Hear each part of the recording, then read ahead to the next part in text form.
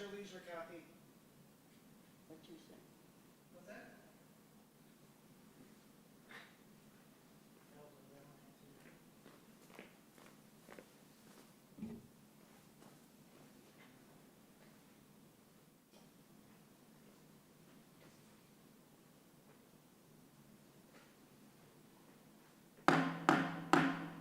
I am calling the Chico Unified School Board meeting is open, but we are going into close. We will be back at 6 o'clock for the full open meeting, and anything that's decided in closed will be announced at that time. Thank you.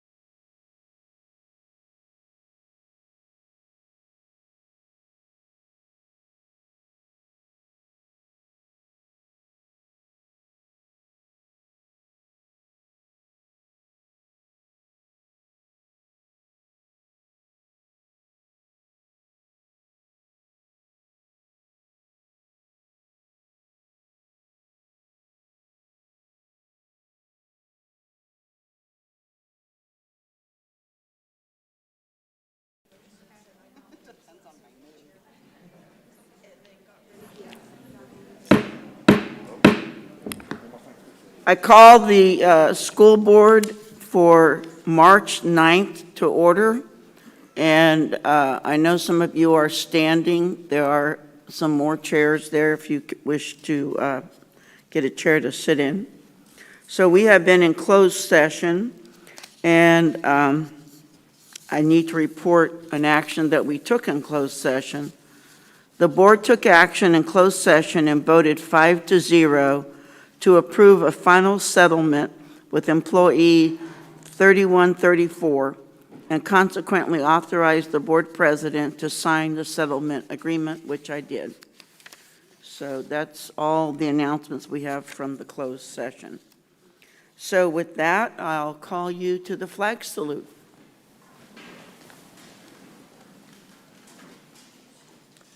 I pledge allegiance to the flag of the United States of America and to the republic for which it stands, one nation, under God, indivisible, with liberty and justice for all. Thank you. So we move to student reports. So at each regular board meeting, we like to have our students share with us some of the unique things that they're doing. And tonight, we have students from Marsh Junior High School, and I'd like to invite Jessica Camp to the microphone and to tell us what we're going to hear about. Good evening, and thank you so much for allowing us to come and share with you some of the great things happening at Marsh. Tonight, we are here to highlight really how we're supporting students with some social emotional learning and activities as they rejoin us in the classroom setting. So I'm going to go ahead and welcome up our Marsh Gators. They will introduce themselves as well as their grade level and talk about their experiences. We do have a slideshow for you tonight. So our counselors will kind of speak a little bit about what their goals are of the programs that they've introduced, and then I will have our students take it from there. All So right. Gators, come on up.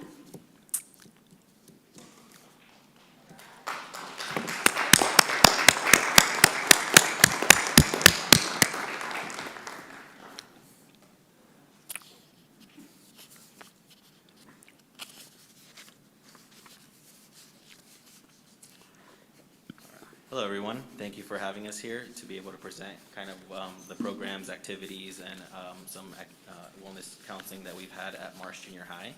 I'm Jorge Salazar. I'm one of the school counselors there. I'm Marcus Hopkins, and I'm the wellness counselor. And we'll have our students introduce themselves and state their grade level as well. Hi, I'm Sean Painter, and I am in grade level 7. All right. Hi, I'm Andre Gachelon, and I'm grade level 6th grade. Hi, I'm Reed Peck, and I'm grade level 6. Hi, I'm Leslie, and I'm in 7th grade. Hi, I'm Marissa, and I'm in 8th grade. Hi, I'm Landon. I'm in 8th grade. All right.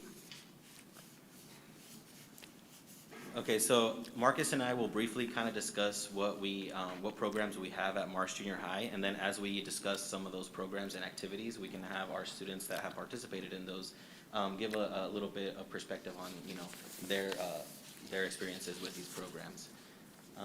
And so if we can get the next slide, please. So in March this year, we've had 3 social groups that we've run. The first group is called the Gentlemen's Council, and the topics of that group were bullying, healthy relationships, and working together. And then the next group we ran was the Set Apart Mentor Group, which focused on career goals.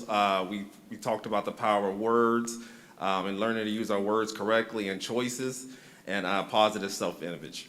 And then the last group that we're currently running is a gender identity group. Most of the groups that we run are we do them for 6th graders, and then we also have a 7th and 8th grade group that we run during the lunches on Tuesdays and Thursdays. So the first person we'll have come speak is Sean Painter.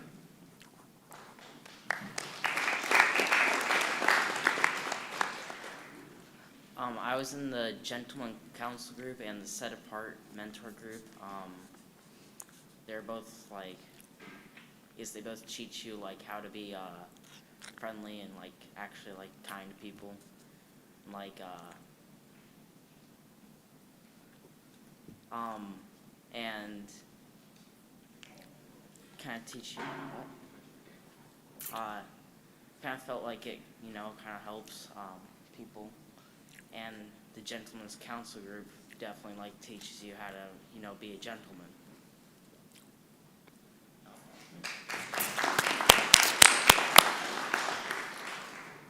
I'm Landon. I was part of the Gentleman's Counselor, and what I liked most about it was meeting new people there and learning about like different emotions in there.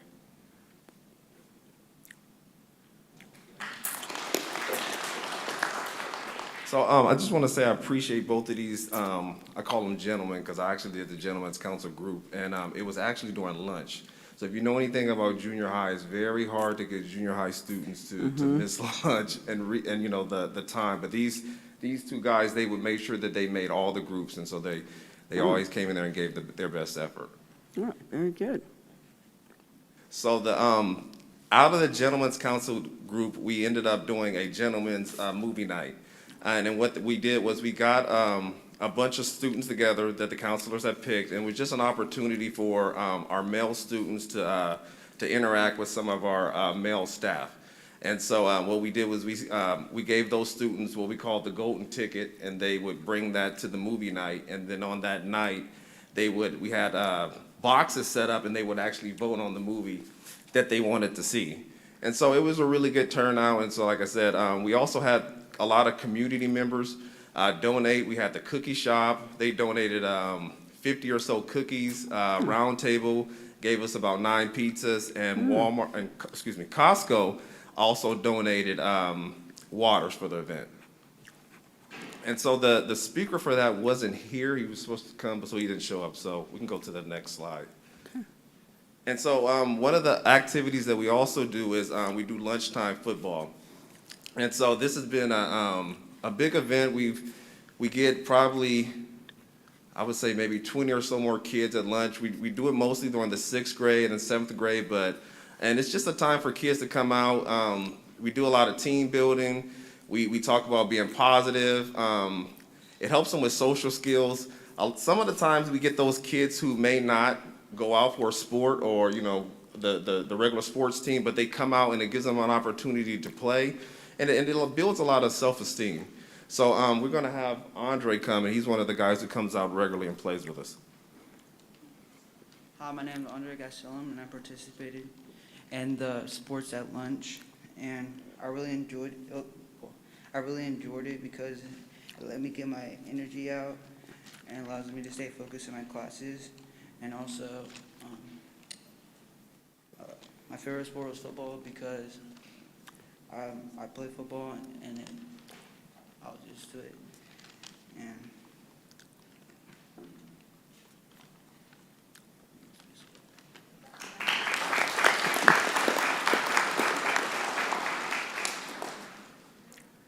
And so going to our next slide, this is, leadership usually does this. It's usually on Fridays. We call it Fun Fridays. And so leadership comes out and they have different activities for the kids. They do cornhole. I know our leadership teacher, he's out there playing music, basketball. So there's a lot of different things going on at lunch. So again, it gives our kids like something to be involved in at lunch. And you know, sometimes you get those kids that are just like sitting around on campus, but on Fun Fridays, you'll find a lot of those kids are joining in and playing in some of the activities. So we're going to have Reed come and he's going to talk a little bit, who's on leadership, and he's going to talk a little bit about Fun Friday. Hi, my name is Reed Peck, and I participate in leadership. We've done lots of fun things this year. Like every Friday we have, Mr. Hopkins said it. We do cornhole, play spike ball, and also listen to music. In a couple weeks we'll have our first school dance, and also I help with Spirit Weeks, and I work for the student store. I enjoy leadership because it teaches me skills that I can use for the rest of my life. Yeah.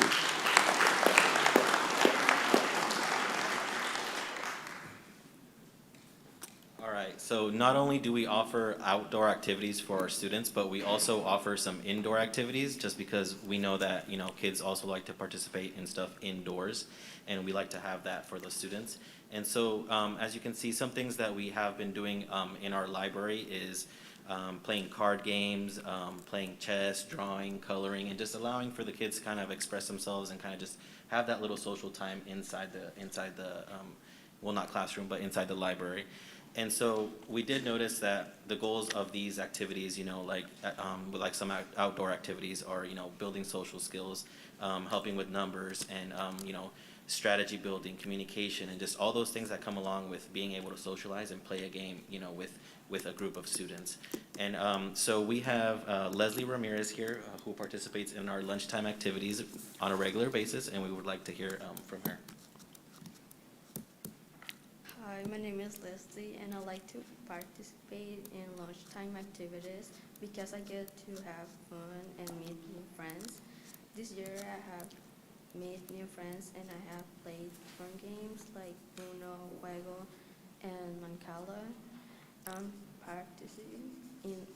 practice my English skills with my friends. I'm always excited for lunchtime, and again, Mr. Salazar, Mr. Hopkins, and Ms. Ramos, when I play Fuego, I help Mr. Hopkins on the game to win. Thank you. Leslie, what's your favorite game? For the library, well, my favorite thing is like pastime with my friends, and yeah, and play games. Okay, good, thank you.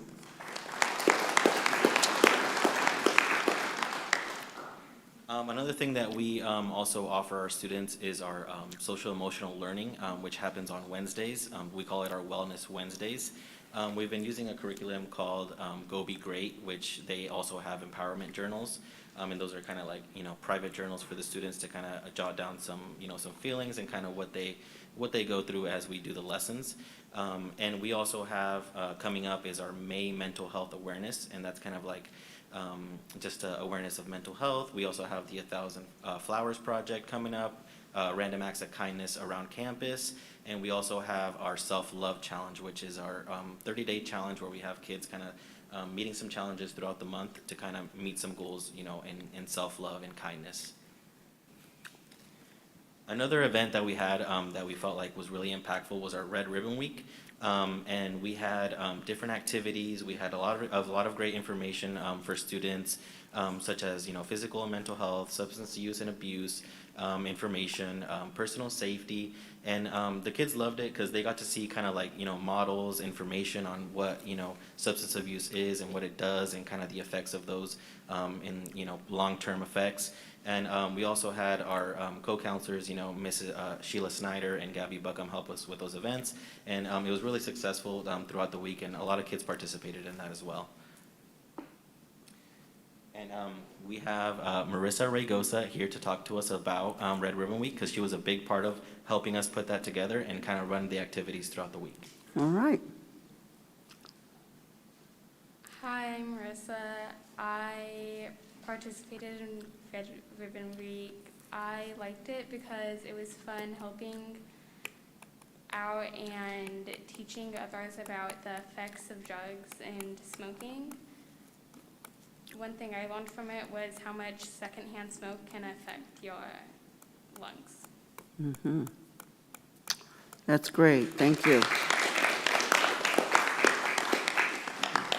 And just to kind of tie everything together, we also offer a lot of other things on our campus that really have an impact with our students that, you know, a lot of them do get involved with other things as well, such as our multicultural club, our cubing club, our esports club, drama club, LGBTQ+ club, Club Live, Impact Mentoring, CJSF Little Big Buddies, our Blast program, garden club and activities, and of course all these things, you know, promote cultural awareness, sense of belonging, leadership development, skills development, community service, enrichment, and a lot of other things as well.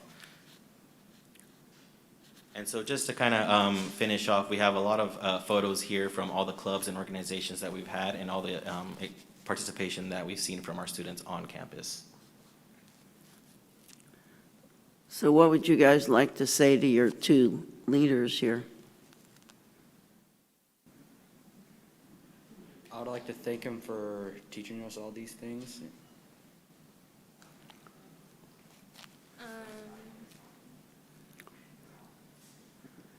Thank them for allowing us to be available to all the activities. All right. I say thank you because she has helped like to understand and like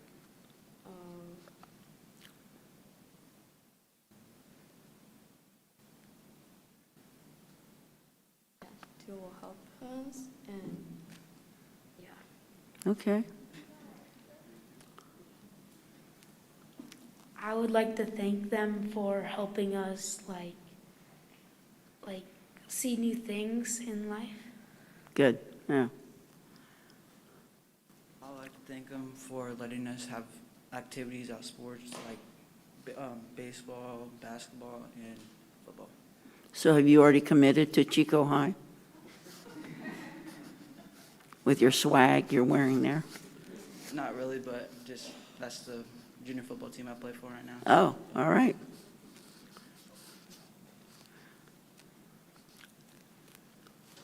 I wanted to say thank you for letting us on here to talk and stuff. Okay. Everybody, thank you. And I want to thank all of our students for being here. It's tough to get up and talk in front of adults in a crowd in a setting like this, and you guys did a fabulous job. And huge thank you to the staff that put all this together. We really appreciate you.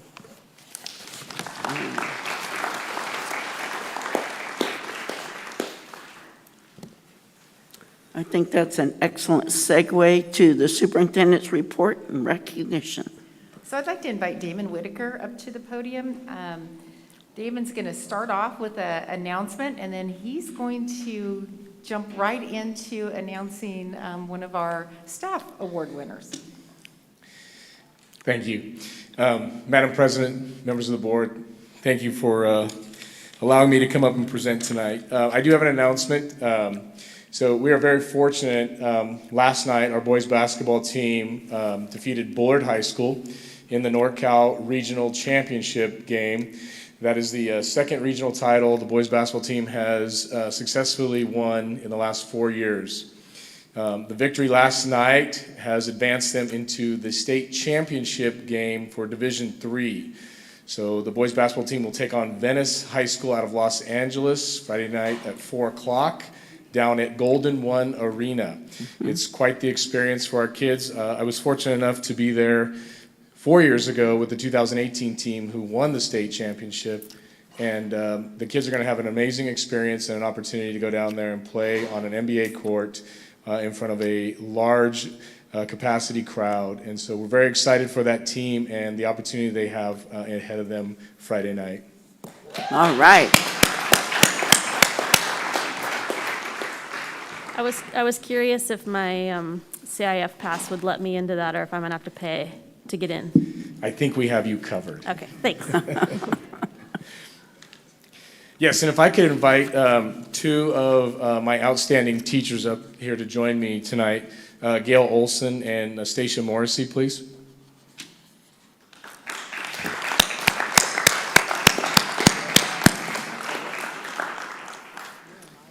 Yes. She said I'm a liar, and yes, I am.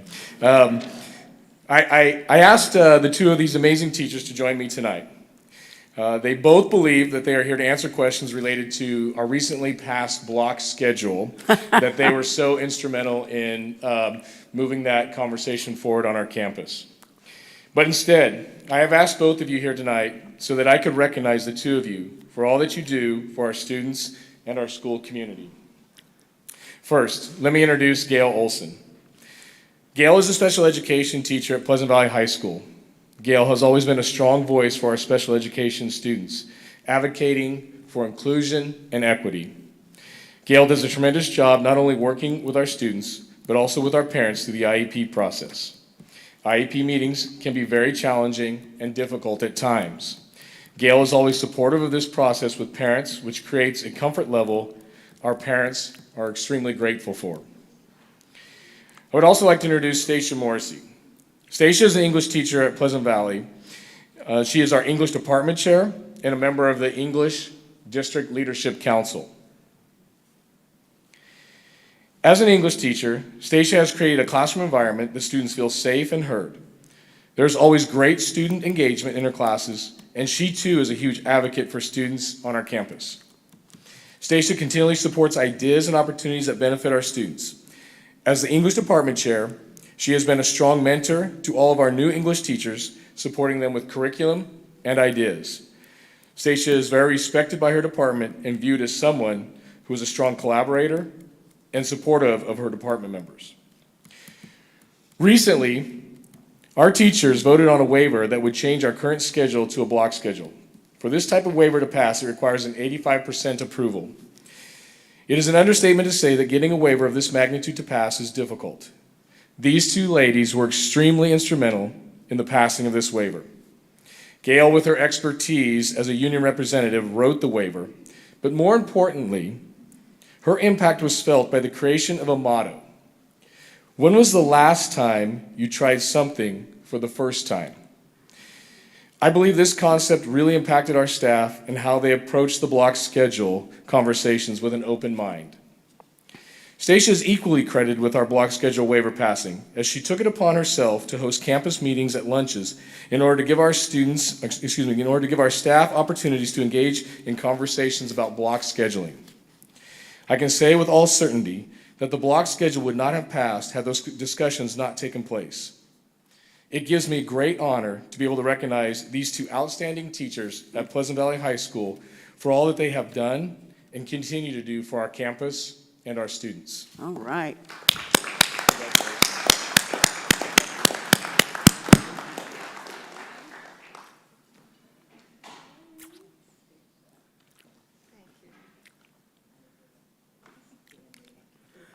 You got to turn around, Damon.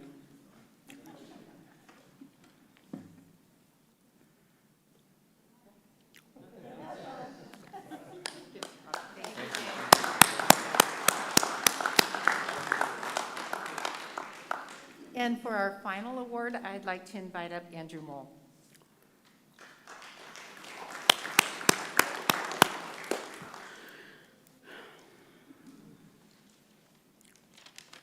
Good evening. I just want to start off first by thanking Jorge and Marcus and the rest of their SBIT for all the work that they do over at Marsh Junior High. All of your efforts are truly appreciated over in Alton, so thank you so much. We appreciate it. And as always, I'd like to thank the board for your endless support of alternative education in every way. It's heartfelt, and we really, really appreciate it every year. And same with you fine folks over here. All right. So thank you for the opportunity to recognize a remarkable human being tonight. In September of 2016, the alternative education family was fortunate to add a new member. A new member of the family who demonstrates unconditional love and support for all students. As an instructional paraprofessional, she exhibits a level of compassion that should be modeled after.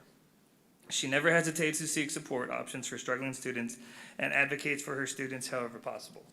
Staff and students alike depend on her every day because she is extremely reliable with one of the strongest work ethics I've had the privilege to work with.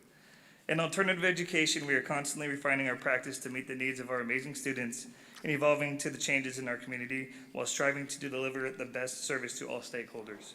This wonderful woman plays a vital role in our efforts to do exactly that.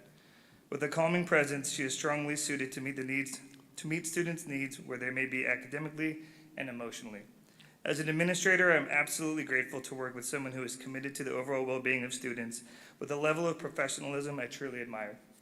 I can say without hesitation that the entire Alt-Ed family can always count on her for anything and everything to support our school site. We can all share the unique difficulties associated with the impact COVID has had on our campuses throughout the district last year. When we discussed strategies to identify, support, and re-engage students, she spoke up immediately and developed a tutoring program available to all students on campus. She is so reliable that when we experience a situation that calls for a creative solution, her name is the first to come up. I can only imagine how she feels when she sees me walking her way and asks if she has a few minutes to chat. Again, I'm absolutely grateful to work with such a committed individual. Please join me in saying thank you and congratulations on receiving the Superintendent's Award to a person our family admires in so many ways. We love you. We appreciate you, Ms. Malika Lawrence.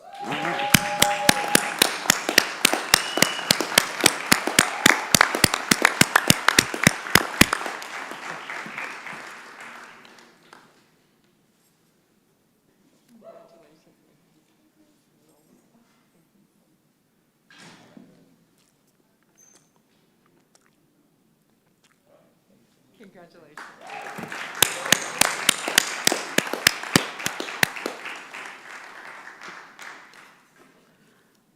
All right.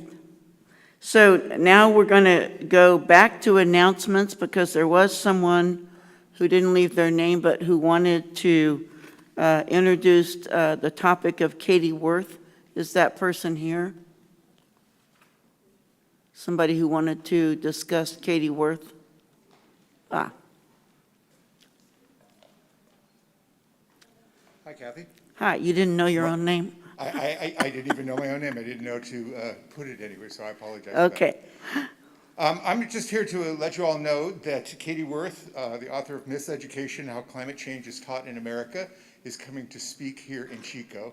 But that's not the most important reason I'm here to tell you, is that she starts the book by going back to her alma mater, Chico Junior High. So she is one of us. And so I just wanted to let you know that. If anybody wants to get in touch with her while she's here, please contact me. But I thought it was really important. She, a local girl done good, and award-winning Emmy and Murrow Award. So that's the important stuff I wanted to tell you. I got a couple nods, so people have got the importance. So Mark, what's the date and the time of her? It is March 30th, Wednesday, at 6 o'clock on campus in Calusa 100. All right. And I will leave the information at the table right here. Perfect. Thank you. And thank you. I'll see you all there.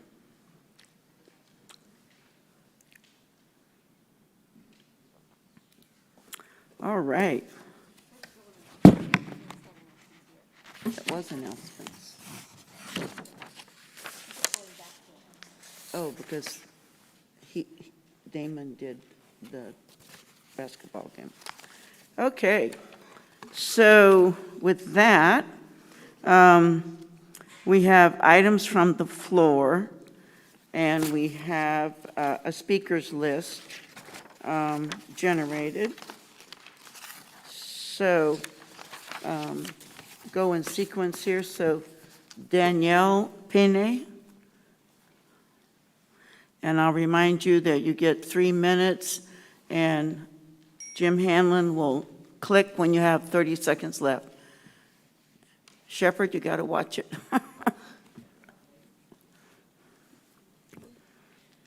Madam President, board, and staff, my name is Danielle Penny, and I've been an employee at Chico Unified since 2002. I am here today to share a story to bring awareness that I believe Chico Unified wants all students to feel safe and heard. Assembly Bill 1266 and California Education Code 2215 require that K-12 public school students who are transgender or gender nonconforming be allowed to use bathrooms and locker rooms without regard to their sex at birth. These guidelines, while attempting to accommodate transgender students, violate the rights of the vast majority of the student population who happen to be cisgender. I am respectively asking that the school district immediately implement policy that will protect its cisgender students while at the same time accommodating its transgender students. A young lady experienced discrimination in our district when a request for an accommodation was not taken seriously. This young lady was uncomfortable as she noticed a transgender student was changing in a locker room near hers. This transgender student is a biological male with male genitalia. The young lady went to staff and asked if she could be moved to a different row in the locker room, as she was not comfortable undressing in front of a biological male. Staff told her she could not move, so she chose to not dress down, and her grade was docked as a result. I am concerned about the emotional and psychological harm a young lady will suffer by having her unclothed body viewed by a biological male against her will and having to view a male's unclothed body in a school locker room. This violates her right to privacy, potentially exposes the male genitalia to innocent young ladies, and risk triggering significant trauma to any young lady who bears the scars of sexual abuse. These risks are potentially catastrophic to the young ladies as they expose the school district to possible legal action. I am here tonight to ask that the district immediately implement policy to ensure that all students' rights are protected. We must educate staff to take it seriously when a student shares that they are uncomfortable changing in front of those of the opposite biological sex. This young lady that I speak about tonight was a brave young lady who asked for an accommodation, yet when it was denied, her grade was docked, and she was sent a clear message that her rights were not as important as those of transgender students. I think you would agree with me that this is not the message we wish to send the young people who are entrusted to our care. I urge you to please fix this. Thank you. All right.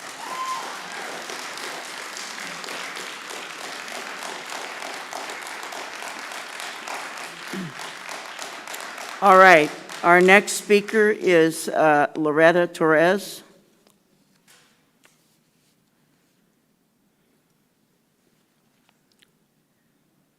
Hello again. I'm Loretta Torres. I'm a grandmother with three grandchildren in your school districts.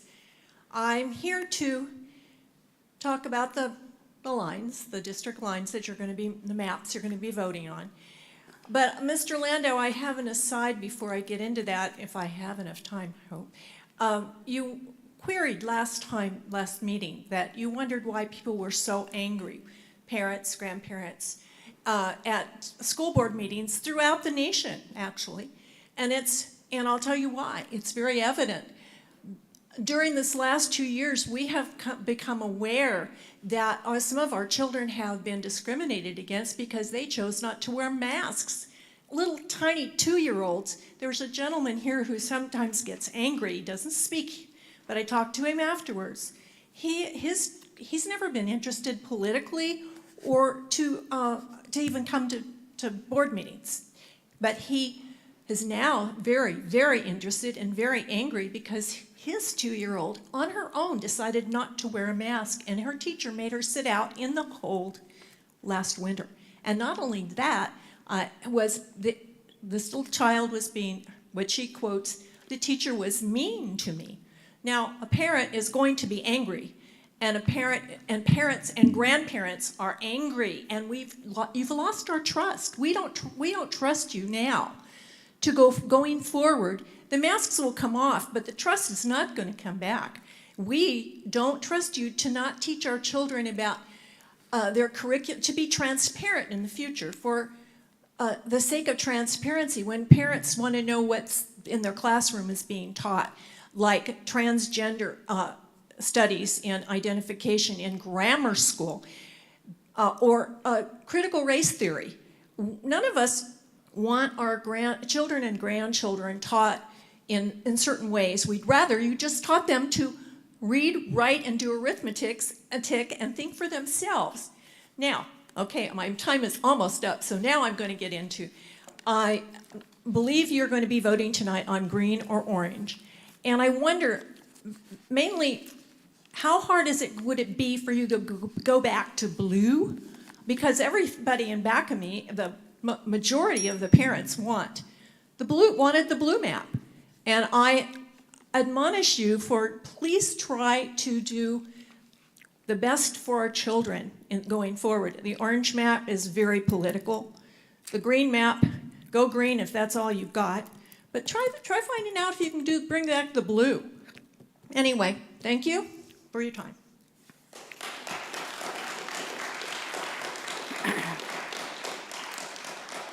I want to remind the speakers who signed up that items from the floor are not items on the agenda.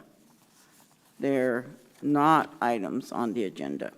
So, Julie Threet.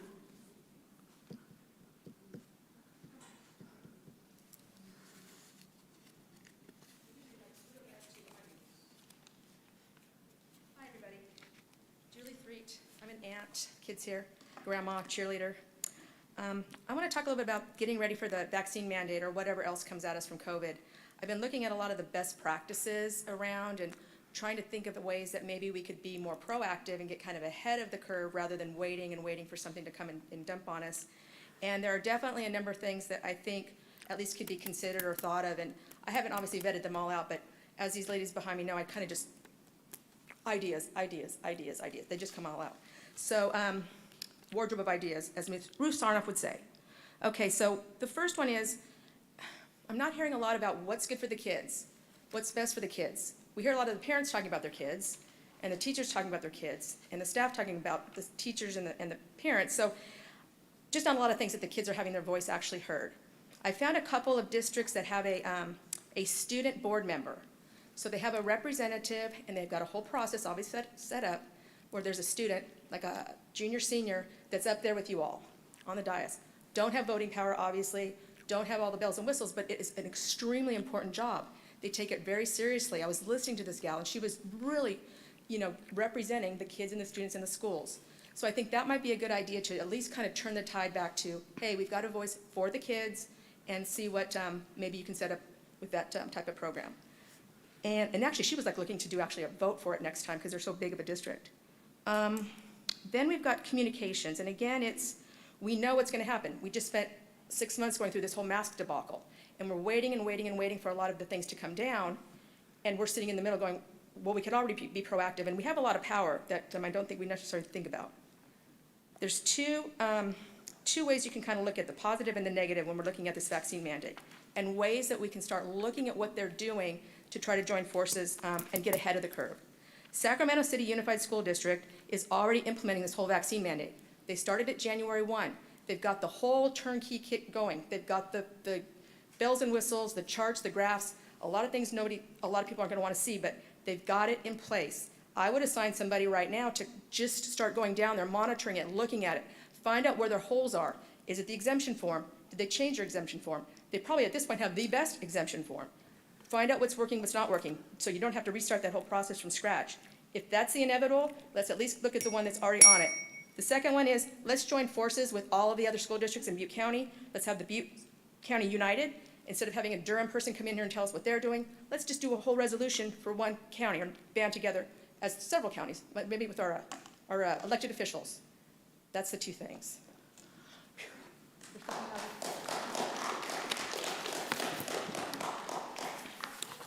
All right, so that's our last speaker.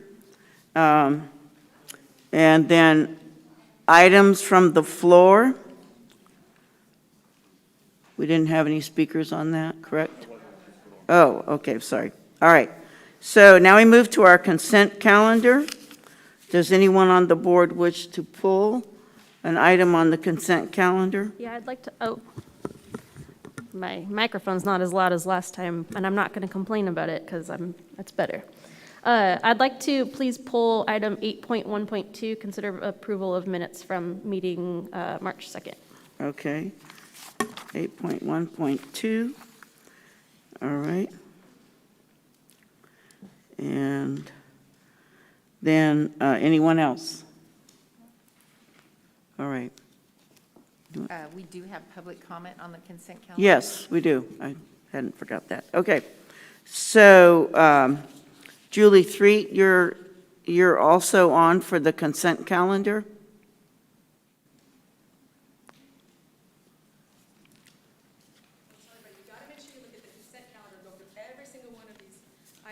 There are actually a lot of good information. I was just going to give a testimony to one of the items on here. It's the College Connections item agenda that's on here. When I first moved here 5 years ago, a dear friend of mine had a daughter at PV, and she signed up for this program. And at first I'm thinking College Connections, of course, why not? I mean, if you're going for your honors programs, it's got to be something like that, or get connected with other types of college opportunities.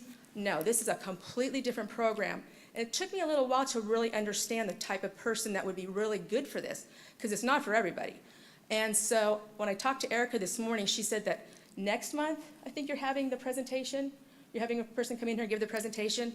So I would definitely support this program and highly recommend that everybody behind me come listen to the next month's agenda where they actually go through the detail. It's fabulous. All right, thank you. It is a very successful program. All right, so we have one item pulled. No others? Okay. All right, so may I have a motion? Sure, I'll move the passage of the remaining consent calendar items. Okay, with the exception of the I'll second that 1.2. motion. With the Okay, exception of 8.12. okay.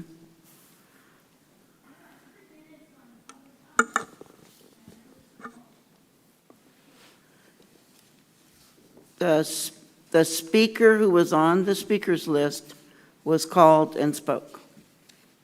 No one else was on it. All right, so we have a motion, and with that, I'll take a roll call vote. Robinson, aye. Lando, aye. Kaiser, aye. Dalby, aye. Tennis, aye. Okay, 5-0. Okay, with that, we'll move to the 8.1.2, the minutes of the special board meeting. Yeah, just for clarification, I pulled this because I was not present at that meeting, and so I will not be voting. I also was not present for the last half hour of that meeting. So that's also an issue for me, too. So that means that two of us would have to recuse ourselves. You might be referring to a different meeting. The 16th? We didn't pull that one, we should have pulled that one. Okay. I was in the, all right.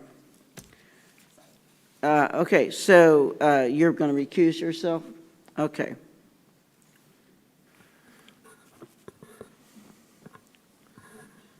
All right, okay. So with that clarification, may I have a motion about the minutes of the special board meeting on Sure. 3.2? Move passage of item 8.1.2. Okay, and a second? Second. All right, so Matt, seconds. Okay, so we have a motion to consider the approval of the minutes of the special board meeting on March 2nd with Caitlin Dalby recused. All those in favor? Robinson, aye. Lando, aye. Kaiser, aye. Tennis, aye. All right, so 4-0. All right, thank you. With that, we move to the discussion action calendar. And the first item is the California Voting Rights Act, draft maps, and the sequence by district elections, and then we would adopt the resolution after that. So we do have several speakers on this item. And Sarah Vargas.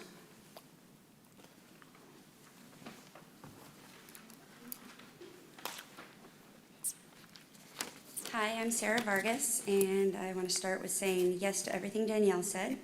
And then to this. Good evening. I am a mother of 5 kids in the Chico Unified District, 2 graduates, and 3 are still in. I am speaking tonight because the green map is the only objective map. Thank you to Mr. Tennis and to Mr. Lando for pointing that out last week. The map was prepared by professionals hired by this board and given clear directions by this board to draw equitable districts that represent the community and the things it holds dear, neighborhoods, demographics, and so forth. There was no consideration given to where the current board members lived and how they would fill these districts. The preparers did not know, thus making the green map the only option in the minds of parents in our community. After hearing Robinson's rationale as to why the orange map should even be considered, I could only come to one conclusion. She is putting herself before the interests of the children, parents, community, schools, and any other stakeholders in Chico Unified. For that alone, a vote for the orange map makes it very clear you do not understand your role or responsibility to this body. I asked a friend if they were attending tonight, and her reply was, I don't think it's going to make any difference. Even if 100 people showed up wearing green, their decisions are made. And they don't care what we say or what we think. And this is exactly what the problem is. You have forgotten who you serve. It is not Newsom, and it is not the teachers union, and it is certainly not yourselves. If you're not making decisions based on what is in the best interest of everyone except yourself, you have missed the mark on what it means to be of service to the public. Choose our children and choose what is best for Chico Unified for the next 10 years. Vote green, please. Thank you.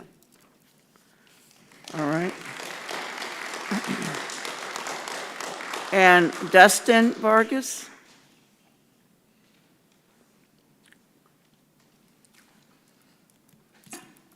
Everything that she just said. Father, stepfather of 5, 2 graduated, 3 still in, so very vested in this. I'll start with saying thank you for your service. I know it's not easy, though the demands are very clear on that. So with that said, I went back and forth with how to open my comments. I started with a movie trailer voiceover. An entire city, fed up with political science, crashes the school board meeting on districts. I got a little too dramatic. I settled on the Ringling Brothers. Ladies and gentlemen, boys and girls, children of all ages, Chico Unified District proudly welcomes you to districting. On my right, we have Eileen, Gerrymandering Robinson. Tom, Why So Serious Lando. Kathleen, This Isn't a Town Hall Kaiser. Caitlin, glad you could make it tonight, Dalby. And Matt, Last Hope for Our Children, Tennis. Doing battle centering is the objective green map prepared by professionals and approved by parents and community versus the mysterious last minute cover your butt, protect my seat at all costs orange map. Stay in your seats, watch out for flying objects. This is sure to be a crowd pleaser. Pausing for effect. Okay, so Tom, you wanted to know why school boards have become so polarizing nationwide. To touch on what was just said a few moments ago, man, it's a circus. This is no business in here. Here we are, doing it to it. It never should have happened, and kind of the feeling I got was you wanted to play the victim and gaslight the parents in the community for coming up here and calling you on it, and that's not all right. It's not all right. We teach our children better than that, and we should represent ourselves better than that. Dr. Kaiser, I spent a few minutes looking at the numbers after your speech about equity and the Hispanic vote. You endorsed a map that further diluted the Hispanic vote.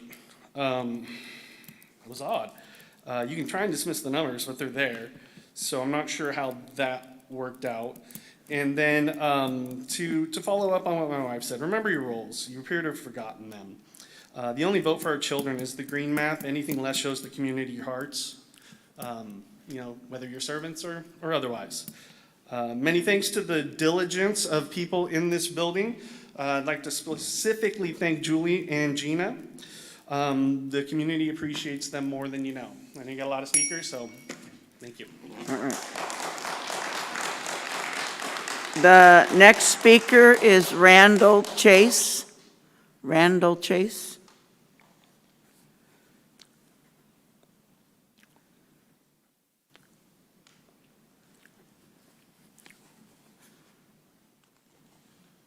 Madam President, take this off.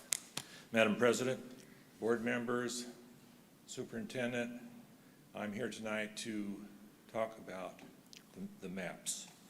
And after spending several days perusing the maps, I believe that the green map is the map to adopt. And by doing that, you set the foundation for this district and for the board to operate in this district. It's very important. And not only that, but you talk about the social economic impact of it. And that green map addresses that, I think, in the best way. Thank you very much. Thank you. Julie Treat.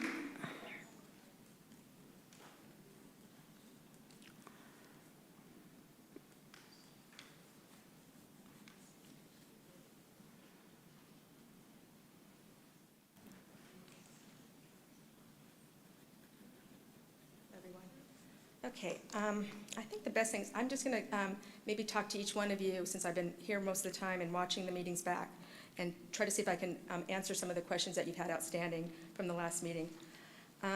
So I will start, I'm at the top of the page. So Ms. Dalby, Supervisor board member, Dolby, get that wrong.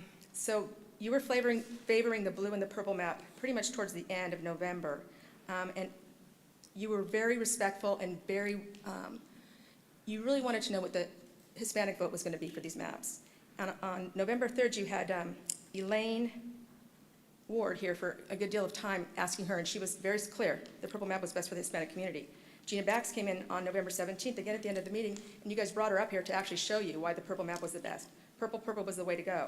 Purple had the highest and was most consistent with the spirit of the law. And actually, Rob confirmed that for you all. You asked him. And the household income was, again, something that you guys had, but then you started getting into the weeds. So I think that was the hard part. Analysis, paralysis kind of drug this out. We kind of lost focus.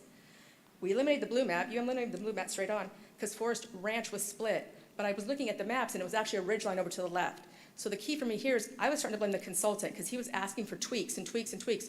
We could have fixed that. Put Forest Ranch back together. Put the line about 3 blocks short all the way to Cohasset. It wouldn't have changed the numbers much, but he could have tweaked that. But it was already eliminated. Ms. Robinson, and you guys have been here for the full 2 years. I thought that was fabulous too.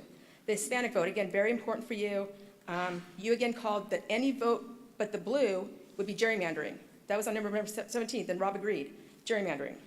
And then your issue was the disenfranchising the voter, which was interesting to me because every group goes through that. The states are going through that. Adam Kinzinger doesn't get to run. That's too bad. And so it's, if I voted for Tom Lando, I don't live in his district anymore. So next time I'm disenfranchised because I can't vote for him. So that kind of is regardless of the whole thing. And then Ms. Kaiser, so you've argued that the blue was the most balanced. The household income, it was very powerful. You wanted to keep all the neighborhoods together. That was absolutely critical for you. But then we split up the 2 maps that favored the ethnicity, the balanced income, and the neighborhoods. We eliminated them. So now we're here with green that doesn't do that, and that's favoring orange. I'm like, we just went back to purple and blue. And then Mr. Lando, you didn't say any comments at all. I went through every single meeting. And the meetings you were there was no questions or comments. You did reply to an email for me that said, because I put in a map after that 17th meeting, you said, people come up with maps. I did, Spencer Bird did, and you emailed me back saying, looks very interesting, would like to look at it more, see you tonight at the meeting. That was February 16th, and then that was the meeting you left at. So this is all wrong. The purple map by far is the best one. It's been there for 2 years. It's the neighborhood map, now the elementary school map. It fits all the bill. Bring back the purple map.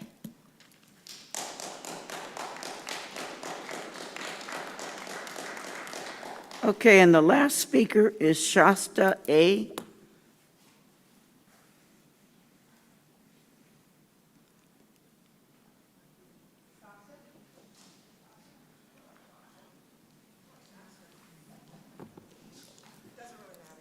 What matters, my name doesn't matter, what matters is the map and getting a good, fair, balanced map that's representative, that does the job that it's intended to do.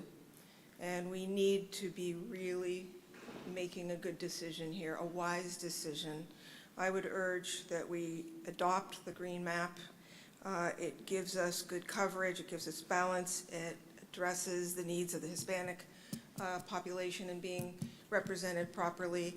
And I would just urge that this is the way to go and move forward. Thank you for your. All right. Okay, so that's the end of the public comment, and thank you for those who did submit their cards ahead of time. And so now we move to the board's discussion.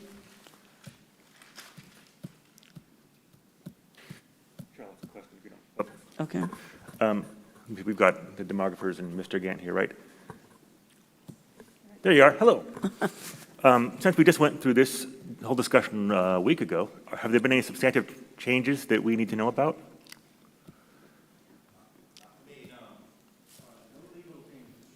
Thank you.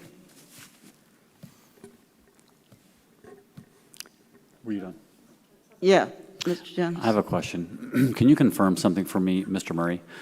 I was looking at the criteria for the green map. Am I correct that the treatment of the high school districts with the green map, each board member is basically split 50-50 per high school district? Yeah, maybe not 50-50, but each trustee area covers a portion that is in each of the 2 high school boundaries. So there's no trustee area that's entirely within one or the other high school area. Percentage-wise, Do you have any recollection of where the green map was in terms of representation in a high school district? For each one, I don't know that I ever actually crunched the numbers on exactly that split, but I can tell you based on, because we had the map that had the trustee areas that followed the high school boundary, where it worked out that the total district population came out pretty close to 40% in the PV boundary where you had 2 trustee areas and 60% in the Chico high boundary where you had the 3 areas on that map. And so on the green map, you do have more of those boundaries that are, include more territory on the Chico side, just because the populations ultimately still have to balance in order to have each of the 5 areas covering both high school boundaries. And so some of them are going to have different percentage splits, but each of them, does, that was kind of the directive we had with that one, was to find a map where there would be that ability that each board member would represent the neighborhoods that were zoned to each of the 2 high schools. Thank you. You're welcome. Rob, isn't it true that our high schools have about 40% of the students who come from outside that high school district, if I remember correctly? Yeah, and I'm actually going to be presenting your updated demographics a little bit later tonight, and if I were smart and knew what you were going to ask, I'd have had that number fresh off the press for you. So, but I mean, it's probably fairly close to that. If, at the high school level, it may not be quite that high, but yes, you do have some pretty substantial migration between, both ways between your 2 primary comprehensive high schools. Yes. All right, thank you. Anybody else have a question for Rob that they want to ask for clarification? I have a quick clarification question, just because this got repeated a couple of times, and I just want to make sure I'm understanding. When were we first presented the maps? So let's see, I think we have, do we still have the slide that has our original schedule on the show? I think we can pull that up, because, I clearly just did not memorize everything, but the 4th slide there. You didn't memorize all the numbers? Come on. No, but yes, so, so. October 20th. So we went back to October, there we go, people from the crowd can shout the answers from playing at home, but yes, it looks 5 like months. we do have. Not 2 years, but 5 months.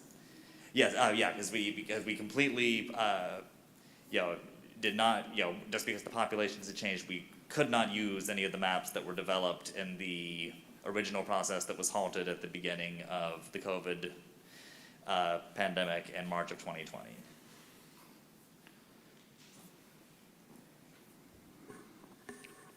And good evening, members of the board, Superintendent Staley, this is Jamie. Can you guys hear me? Oh, okay. Just to answer Dr. Kaiser's question, your in-migration and out-migration at the high schools ranges from 25.7% to 33.4% of students in and out. Okay. That 40% number is the whole district. The whole district. So the high schools have less migration. There's only 2 choices typically. Right, yeah, it really just depends on the grade level in the individual school and how that ranges. And like Rob said, he'll be presenting your full demographic analysis update for this year a little bit later, and you can see those numbers by school. Okay, thank you. Any other questions that any board member want to bring up? Matt, okay. I have a comment. Is that okay? Yeah? It's a comment. For them? No. Otherwise, can it wait till discussion? Yes. All right. Okay, so if no one has a question for our expert demographers, then we can move to discussion. Excuse me. Okay, do we have a motion? I move the green map. Okay, we have a motion to move the green map. I'll second that. Okay. Okay, so that's now up for discussion. I'd like to just very briefly, I've made a lot of speeches about these maps, and I don't want to repeat them. But I want to thank the people who came out to speak on behalf of the green map. Obviously, I agree with you, and I want to point out for the benefit of everyone in attendance, and that the orange map has had, by the standards of this conversation, virtually no public support. I remember clearly one email that we received a couple of months ago about it, and I remember one comment here in favor of the orange map. Now, my memory might be fuzzy, and I'm biased, so my recollection of the history on this I could be mistaken, probably am. You know, it might be 2 emails and 1 speech. We have heard very consistently, and not just from a finite, easily defined number of you. I'm hearing at this point from a very, what I would consider to be broad coalition of people from different walks of life and ages and stages who don't like the orange map and what it represents. You know, as we are all aware, democracy is having a moment in the world right now. And I think that the only appropriate choice for us to uphold democracy in this school district in an unadulterated fashion is to support the green map, because it was created by somebody who had no idea, you know, which incumbents, if any, would benefit from it. The criteria that he used to draw the map, I think, was very admirable, and we've got an opportunity to do something and make a statement in favor of objectivity and reasonableness in the choice of this map for the district. So I urge passage of green. Thank you.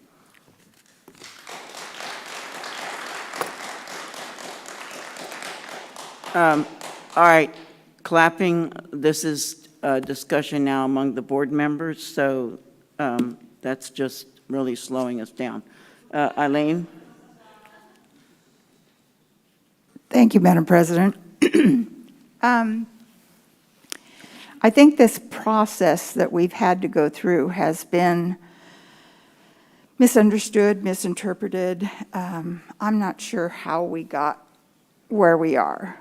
We did not choose, we, meaning the school district, did not choose to move into district elections. That was forced on us by a law firm that was busy suing districts that didn't do this. The law that we then had to follow set up the criteria that we needed to use to allow for protection of voting strength by protected classes. And in this district, that's our Hispanic voters with a smaller minority of African American voters. Those were the criteria. You are all right. We did not ask, when the demographers began their work, to look at where each current board member lived. As we were ending the process of coming together to look at the maps, the green, the purple, and the blue, we became aware, because someone asked a question of whether or not they would be able to run for election when it got to November. And when we started looking at the sequencing and how that would happen, we didn't know yet because it hadn't been approved. And so when we looked further into that issue of sequencing, we discovered that it wasn't just a clean move into the process with the green, blue, and purple maps that we had, but that by developing the orange maps, which the demographers developed, each one of the current board members could be in an approved district, and the community would know who was going to be up for election with the next election.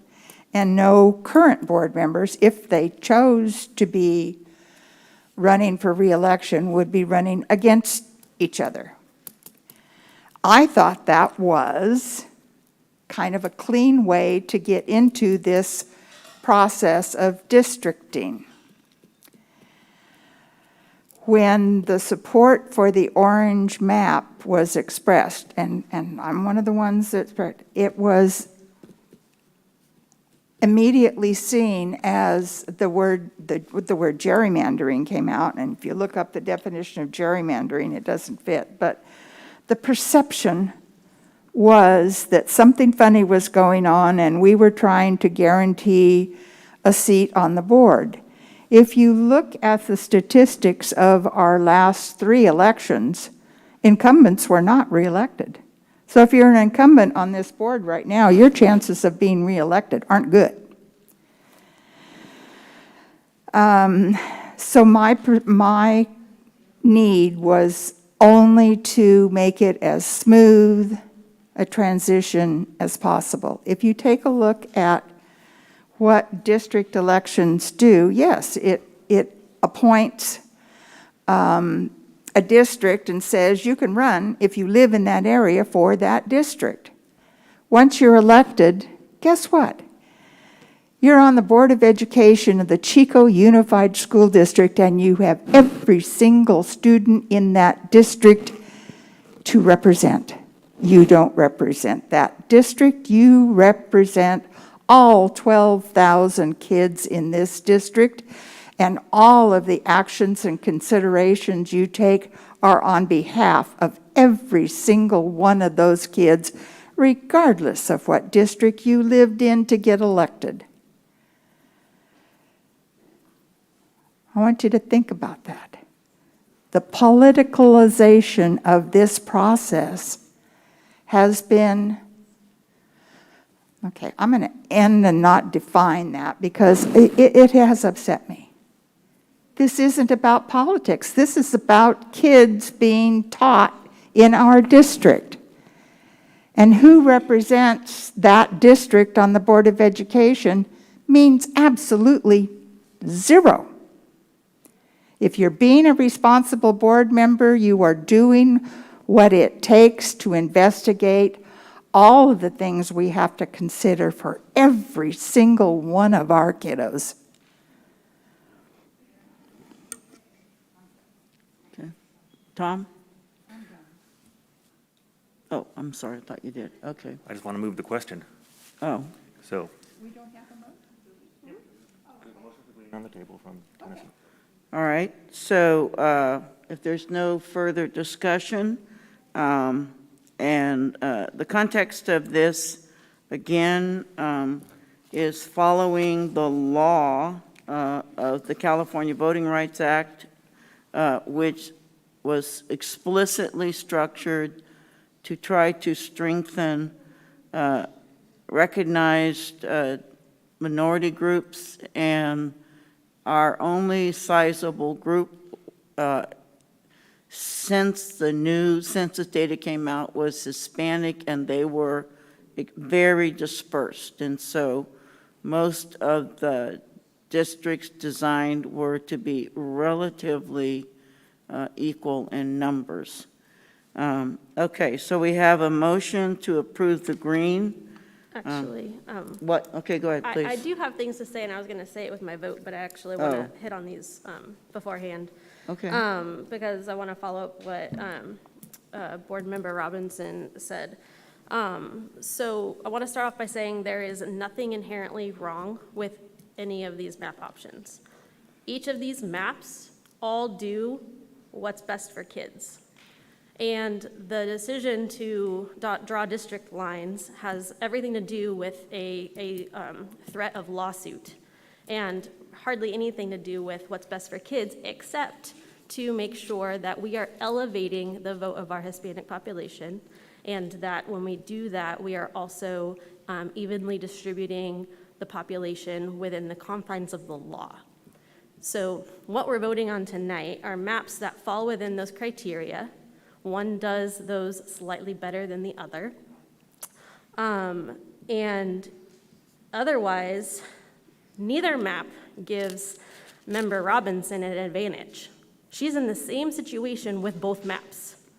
If we talk about individuals and running for re-election and all of those things, Board Member Robinson has just as much right and ability to win that seat again with the green map as she does with either orange map.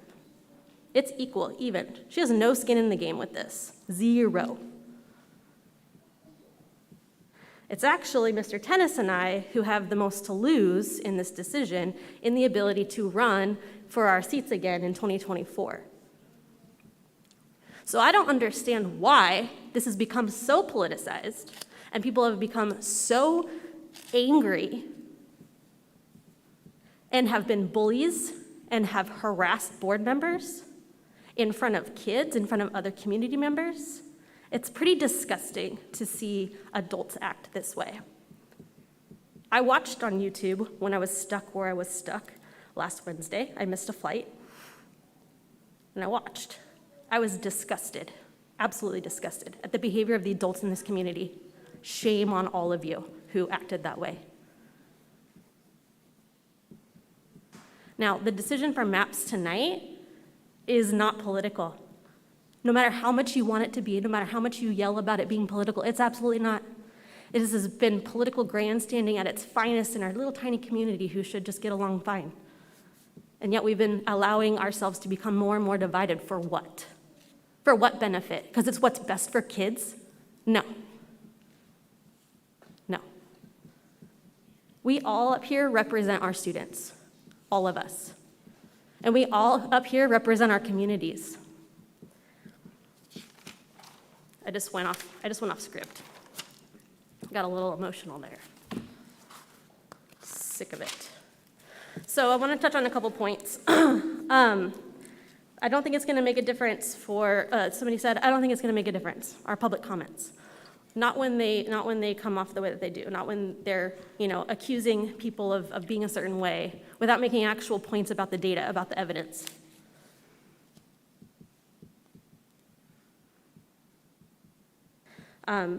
I got called out in a public comment about the purple map and pulling that. I pulled the purple map because it split Forest Ranch from Cohasset. Madam President, I'm sorry. I'm going to call the orders of the day. I'd like to get this back on the topic of which map we're going to choose. I actually just have a point to make, and that is the map that I'm voting for tonight has nothing to do with the harassment and the bullying that's been going on by our community. 0. So that's the take-home message. I'll be done. All right, thank you. With that, we will take a roll call vote. And I'm going to start with Matt. Tennis, aye. All right. Caitlin?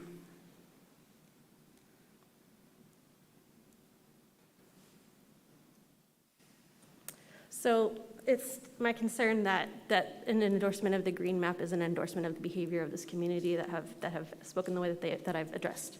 But I do vote for the green map. Okay. And it's not because of Okay. those experiences. All right. I'm going to vote nay. Everything Caitlin said, including the aye. Okay. Robinson, aye. Okay. So it's 4-1. So the green map is selected. And now we need to look at the resolution 1570. Madam President, I Yes. believe we need to have a discussion about sequencing before we get to the resolution, right? Okay, yes.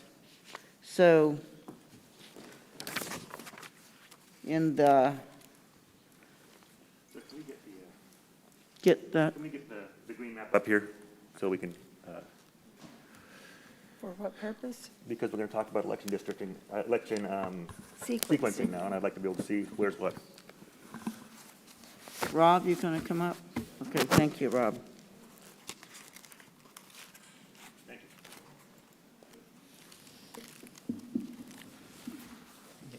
you. Yeah, and so with this green map, we do have a suggested sequence that's been printed. We are assuming that, given that all of the current members of the board, including the 3 whose terms will expire in 2024, reside between areas 4 and 5, that those 2 areas will hold elections in 2022. I misspoke.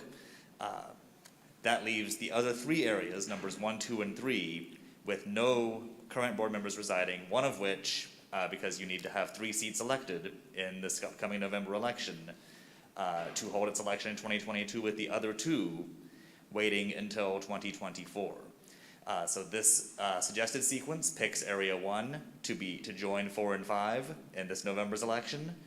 But that is something that could be, you could select Area 2 or Area 3 if you had some reason for a preference. But your suggested sequence that's been published so far as the default does have areas 1, 4, and 5 in 2022.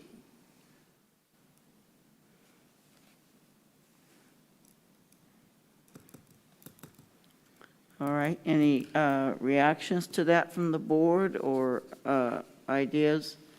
Rob, why Area 1 was it just random that? I will admit, it was fairly arbitrary for me. I think really,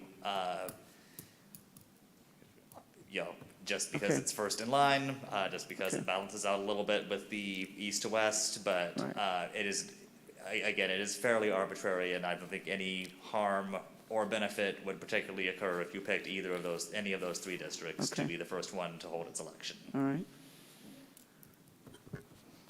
All right. May I be Matt? recognized? Does anyone up here have any reason not to like that sequence or want to do something different? Well, I'm considering whether, I'm not on. Here we go. I'm considering whether, how much of the geography matters. 'Cause it's possible for everyone to be on the far south side of town with this. So I'm considering moving for, no. But you're kind of talking about the more urban Yeah. center of And I mean, it's town. possible for someone, for all 3 of the seats to be won by people who are very far south of town with 1, 4, and 5. I don't think it's the end of the world if we pick 1, 4, and 5. I just 2 guarantees as someone from the other side of town. I just am surprised because 5 has a very large physical area. 1 has a very large physical area. So the 2 smallest physical areas are 2 and 3. I think geographic size is, I guess if we're going to discuss changing sequencing, would we want to have a motion? Or unless we're asking questions. I mean, I guess we should be asking clarifying questions before we get into any kind of discussion.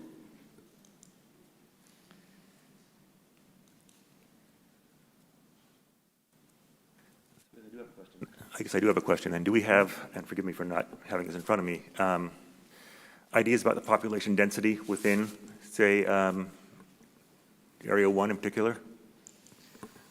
I mean, I've never run it by density in terms of the actual, I mean, each of them has approximately the same population Yes. within the trustee area. I have not done the calculation of people per square mile. Right, I think you mean just the number, right, not the density? No, I meant the density. Really? Yeah. But that's not a legal issue. Rob, on the sequencing, with 2 of our member positions, not the number, expiring in 2024, Correct. in order to serve beyond 2024, would they have to run in 2022? That's, I'm sorry, pardon me. That- jumping that's my in. question. Okay, yes, so for members Tennis and Dalby, as was referenced a bit ago, with those 2 areas 4 and 5 scheduled to hold their election in 2022, they are currently hold at-large seats on the board, but those terms expire in 2024. And given that they live in areas 4 and 5, which would not be scheduled to hold another election for the trustee area seat until 2026, if they did not want to have that 2-year interruption, they would need to go ahead and run for the trustee area seat. And then should they win that, they vacate the at-large seat, they start a new term that runs from 22 to 26. And then, though it sounds like, from what I've heard in another conversation, it would be more likely to have an appointment to then fill the now vacant at-large seat for the remainder of its term until 2024. That was what I thought. Answered my question. I'll move the staff proposal, or the proposal. So if I can clarify that, you're moving that the order of sequencing would be 1, 4, and 5? Yes. Okay, And then 2 and 3 and 24. okay. Do we have a second? I'll second that motion. Okay. Tom, did you want to continue discussion? I think you were making a good point, actually, about how Area 2 is more densely populated, and so it could be that there are just a different opportunity for voters. I appreciate that. I also tend not to think that it's a huge deal. I tend to agree with Member Robinson that whoever gets elected is going to represent everybody, regardless of where they reside. So Okay. I'm happy to go with the staff recommendation. We're doing a loop around the center, and then, Mr. Tennis and I will be at large. That's it. The other aspect, which nobody has brought up, is this does change the act of somebody running, and these are our 3 biggest areas, so it would be, the nature of the outreach in terms of getting that going. So we have a motion and a second to have the sequence of voting be areas 1, 4, and 5 in 2022 of the green map, and then in 2024, it would be areas 2 and 3. Correct? Okay. All right. So any further discussion? All right, if I can have another roll call vote, please. Robinson, aye. Lando, aye. Kaiser, aye. Dalby, aye. Tennis, aye. Okay, 5-0. All right, so that's the order of sequencing, that's that, and that's the green map. And then do we have to vote separately on the resolution? Correct. Okay. So the resolution is 1570-22. And, This just codifies the green map and the sequence of election. okay. So recognizing the green map and the sequence of elections.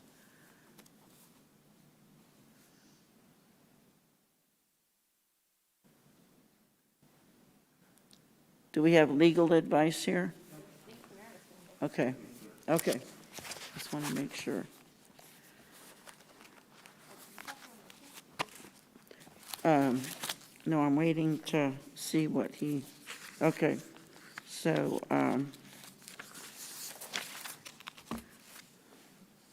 the resolution 1570-22 notes both the selection of the green map and the sequencing that we just passed. And so we need to vote on that. May I ask a quick question of staff first? Yes. Thank you. Because it was brought up last time, have we heard anything or had any communication with the county regarding the timeline? The County Board of Education will not schedule their meeting until we have a map and a sequence selected. Okay, so we didn't miss out on anything by putting it up. Thank you. All right, so we have a motion and a second on the resolution. Do we have a motion? I thought we did. Oh, we didn't. I'm sorry. Jeez. I'll move the resolution. Okay. I'll so- second. Okay. Now we have, okay, Caitlin and Dalby. All right. I mean, Tom and Caitlin. Oh, man. Okay. All right. So take a roll call vote. Robinson? Robinson, aye. All right. Lando, aye. Okay. Kaiser, aye. Dalby, aye. Tennis, aye. Okay, 5-0, the resolution. So we got that? I know. All right. So, Madam Superintendent, do you want to have a moment of silence now that this process is over? I just want to thank Jamie and Rob and Paul for bearing with us through this whole process. Thank you all for your professionalism and your knowledge and your thoroughness. Yeah, absolutely. Yeah, Thank yeah. you. Thank Thank you. you. So,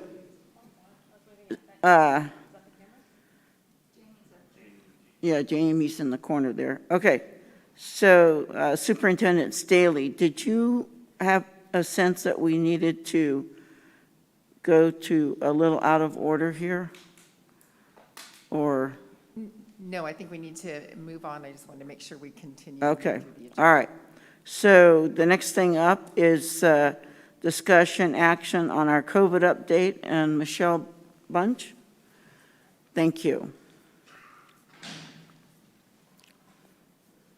Good evening. I am Michelle Bunch, your COVID lead for Chico Unified School District. Who's advancing slides for me? Okay, thank you. Perfect.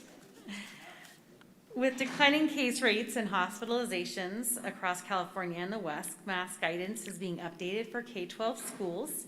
On February 28th, Governor Newsom and the California Department of Public Health announced the mask requirements in K-12 schools would shift to recommendations beginning on March 12th. California data trends have improved significantly. There's been a 66% drop in cases over the last 2 weeks of February. Hospitalizations have dropped statewide 48%. Admissions and test positivity rates have also dropped. This is our Butte County Health Department cases by week from their dashboard. And you can see the case rates have dropped significantly from the peak of Omicron in January. And this is our Chico Unified data trend. And you can see we tend to follow the county trend, and you can see our case rates have dropped significantly from our peak in January as well. Statewide, the projections for hospitalizations show a continuous decline. So moving through March, they expect them to continue to drop, and they've been following that trend. And you can see Enloe Hospital's numbers peaked and also are on a decline locally. On February 28th, the California Department of Public Health issued updated guidance after they reassessed and affirmed safe in-person instruction is essential, and schools should continue to provide mitigation resources like testing and mask availability. Chico Unified offers many mitigation resources. We have 22 employee and student testing centers across our district. We test employees, students, and parent volunteers.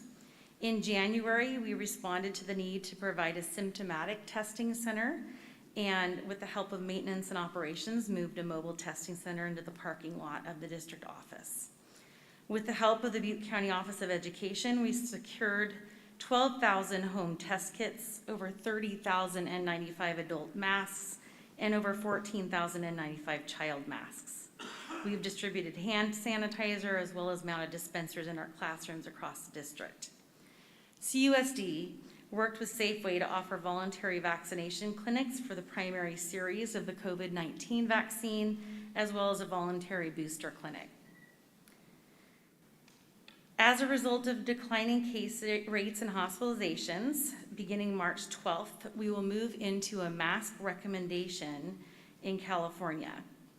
Following spring break from March 14th through March 18th, Chico Unified plans to make masks optional when we return to school on Monday, March 21st, 2022.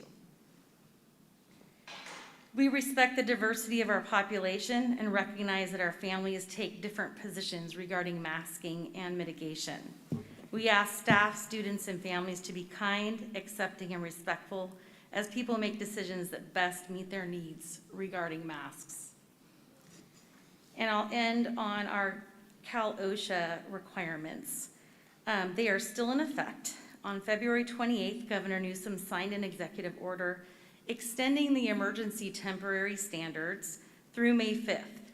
These standards require unvaccinated staff and volunteers to continue to test weekly. In Chico Unified, COVID site leads on all 22 sites track weekly testing compliance, and we currently have more than 84% of employees vaccinated with the primary vaccine series. And I wanted to take any questions that you might have.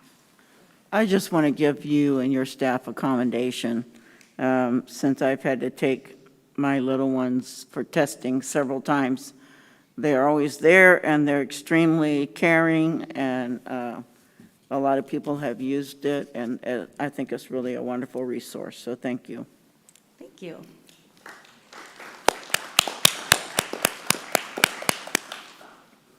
They like it that it's outside, too. That's our bonus, especially when the weather's wonderful. Yeah. Okay, anything else? All right, thank you, Michelle. I And- have one thing, so just to clarify, Yes. Chico Unified is mask optional for all intents and purposes at the end of this week.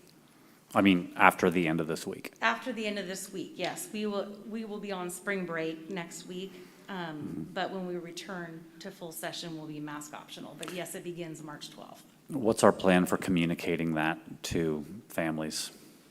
We have sent out Aries communication to families already explaining the changes, and also sent a communication to all staff through staff announcements. It's been communicated through our principals at our different school sites. It's on our webpage. And so what is the impact to staff exactly? As far as changes for masking? For masking, yeah. We will continue to offer masks. That's something that we can offer staff and students. There really isn't a huge change other than students will make the choice whether they want to mask or not, and staff will respect that choice in their classrooms. And staff will they have the choice also? Staff will have the choice as well, All right, thank you. regardless of vaccination status. Thank you. I just realized I made a big mistake because I didn't go through the list of speakers on the COVID update. We're not there yet. Oh, I thought we were doing the COVID update. We are doing COVID update, but we're being presented first. Oh, all right. Okay, I guess I didn't make a giant mistake. I'll keep you in order. All right, thank you.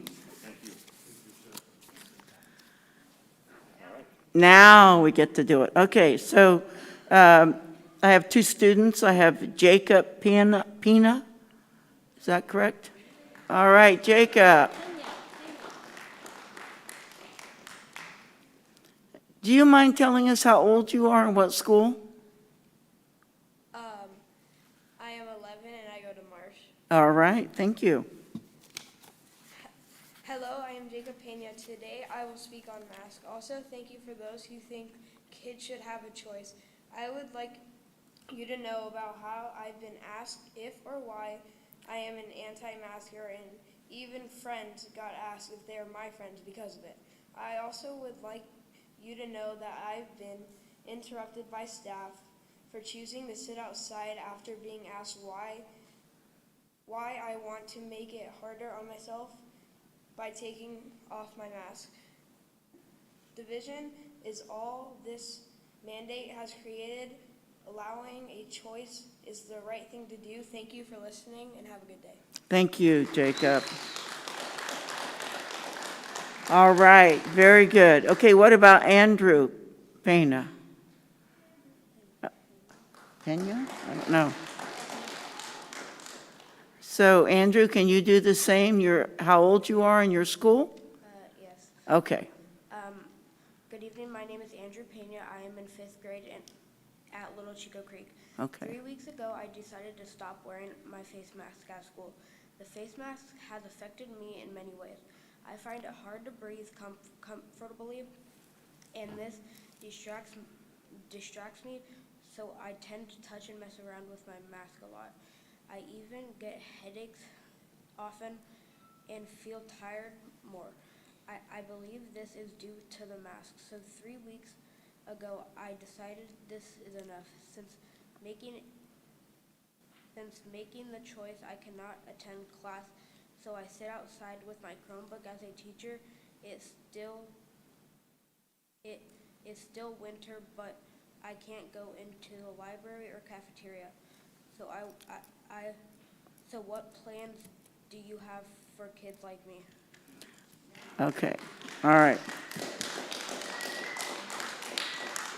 So Andrew, it will be your choice when we come back from spring break. Okay, Deanna Lindstrom?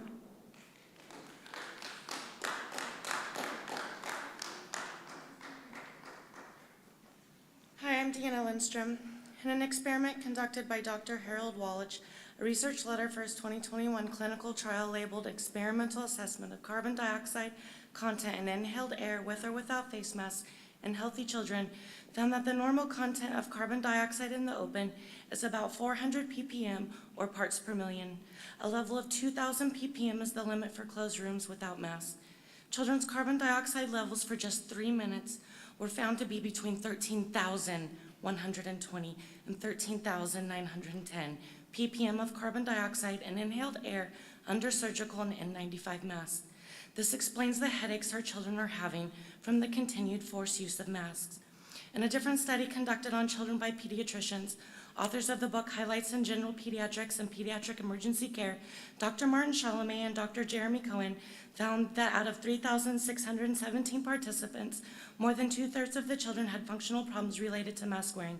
These functional problems include mood disorders, anxiety, sadness, anguish, and were present in half the children. Parents are not forcing their children to wear masks, you are. We are not coercing them to rebel and not to wear them. What we are doing is asking our children at the end of the day how it went, just as parents always have. Our children are coming to us, telling us about their headaches and their sadness and their struggles. They are coming to us in tears filled with anxiety and turmoil because they are being bullied by the adults who are allowing themselves to feel better with false comfort by justifying keeping them masked. The district states that bullying will not be tolerated, yet you are the biggest bullies of them all.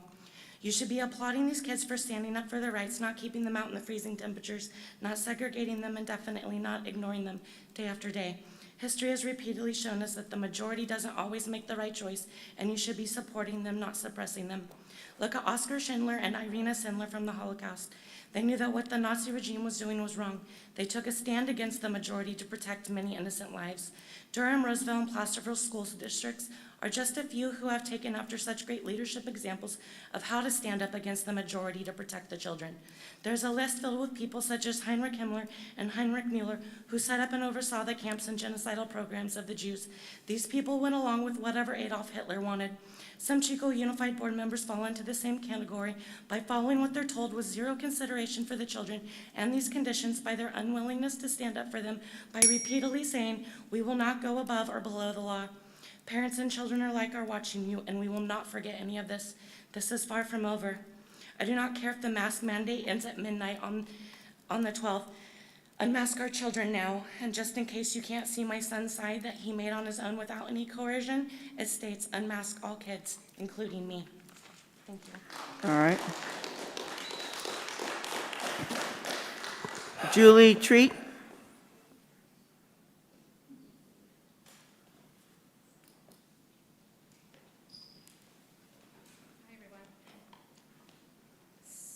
Okay, so a couple things. I hope you can take this to heart as we're moving forward to a lot of decisions coming down from us on this vaccine mandate. And whatever happens is irrelevant to kind of what I'm going to talk about. I really would love to see us create a vaccine-free zone. Let our school districts, our school properties be vaccine-free, meaning even if there's a vaccine mandate, even if there's vaccine choice, nobody talks about vaccine, there's no mobile clinics coming into all the school property to give vaccines. There's no celebrating kids that get vaccinated. There's no charts that show this high school's this much vaccinated and this high school's low vaccinated. Vaccine is like a drug. It's like a bad word. We should eliminate it like we do anything else that's drug related. It's nobody's business. It's a health issue. The mask, if we learn nothing from the mask issue, we don't want these kids divided, and if we keep doing it and doing it, this is one thing we can't control. Just eliminate this word. It's a swear word. There's a swear jar, something like that. It's got to be eliminated. There's no talking about vaccine at school. And our public health organizations driving the public schools, I want to flip it upside down. Public schools should be driving the public health and trying to figure out a way to pressure them to come up with programs and come up with ways to make this more manageable down to the little level, to our school level, to our little kids. And I would love to get some information how that's organized. Are you guys getting your information from the state to the county through the education line, and public health is getting it from NIH to the state to the county line? or is there work together? I think that's always where we have an opportunity for some things to fall through the cracks. Somebody over here is thinking, somebody over here is talking. Is our county head talking to the public health person, Danette York, or, you know, where do we get the information from? And yeah, there's ways you can operate within the law, the gray zones. Get some really smart people together and come up with some ideas, brainstorm, throw them up on the board, and don't have to leave it all to poor Michelle, who's got, I can't even imagine doing that person's job, so, but thank you for your time tonight. All right. Okay, our next speaker is Ruth Sarnoff. Ruth Sarnoff? Okay.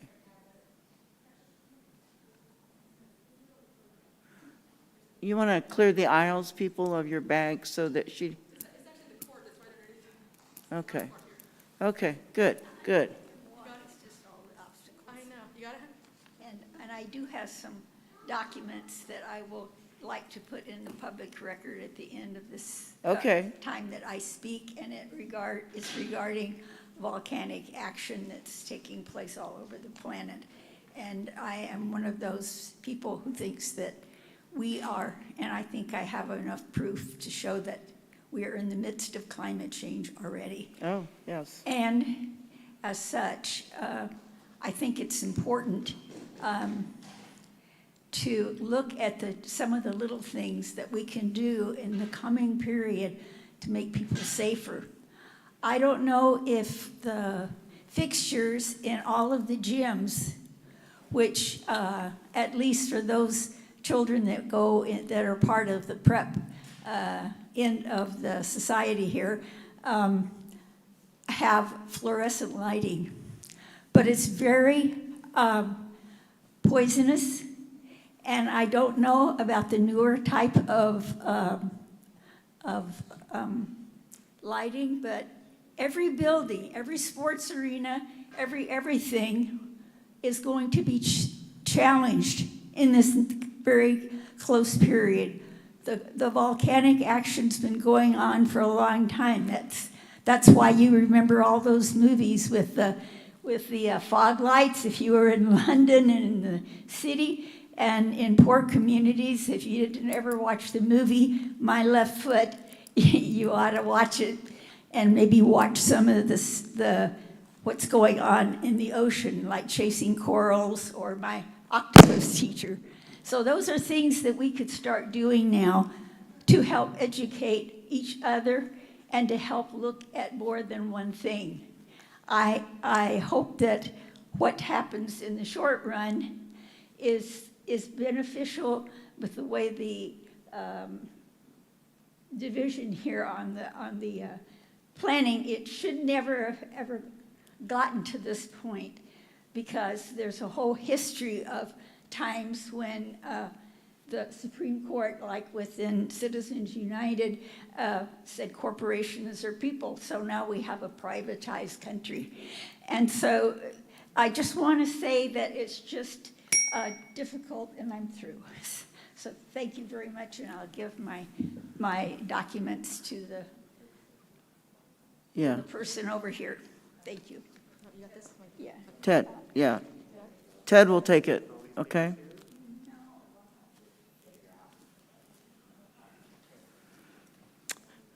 All right, thank you, Ruth. So our last speaker is Sasha A. Sasha A. She left, okay. Thank you. All right, so we move now to the discussion of the new course proposal and adoption of the three-course model supporting the next generation science standards. And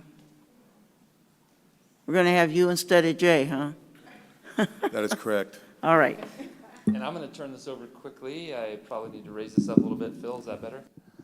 So I'm going to invite Mark Kessler, a current science teacher at Chico High School, to join me here at the podium, because he's much more aware of the nuances of what we're going to propose tonight. So as he's coming up to the podium to join me, come on up, Mark.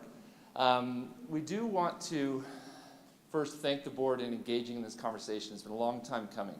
Yes. As you'll see in the presentation, we are significantly encouraging the board to understand we might be close to 10 years behind this conversation in relation to the state. So our goal tonight is for Mark to walk you through a presentation we think will provide the rationale to move to a 3-course model, which will be a significant shift from what we currently do. However, we plan to implement that shift over the course of 3 years. So it would be very similar to what we did with the shift to an integrated math model. And as I said before, I appreciate Mark's willingness to walk you through it. Board meetings are not his favorite. How he's willing to join us tonight.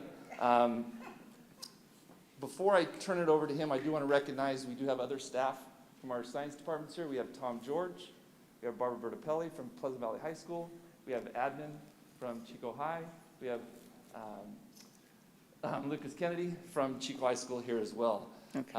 I do want to recognize too that it has been a challenge to gain consensus in the pandemic environment, to try to bring everybody together for them to completely understand all the nuances of these shifts.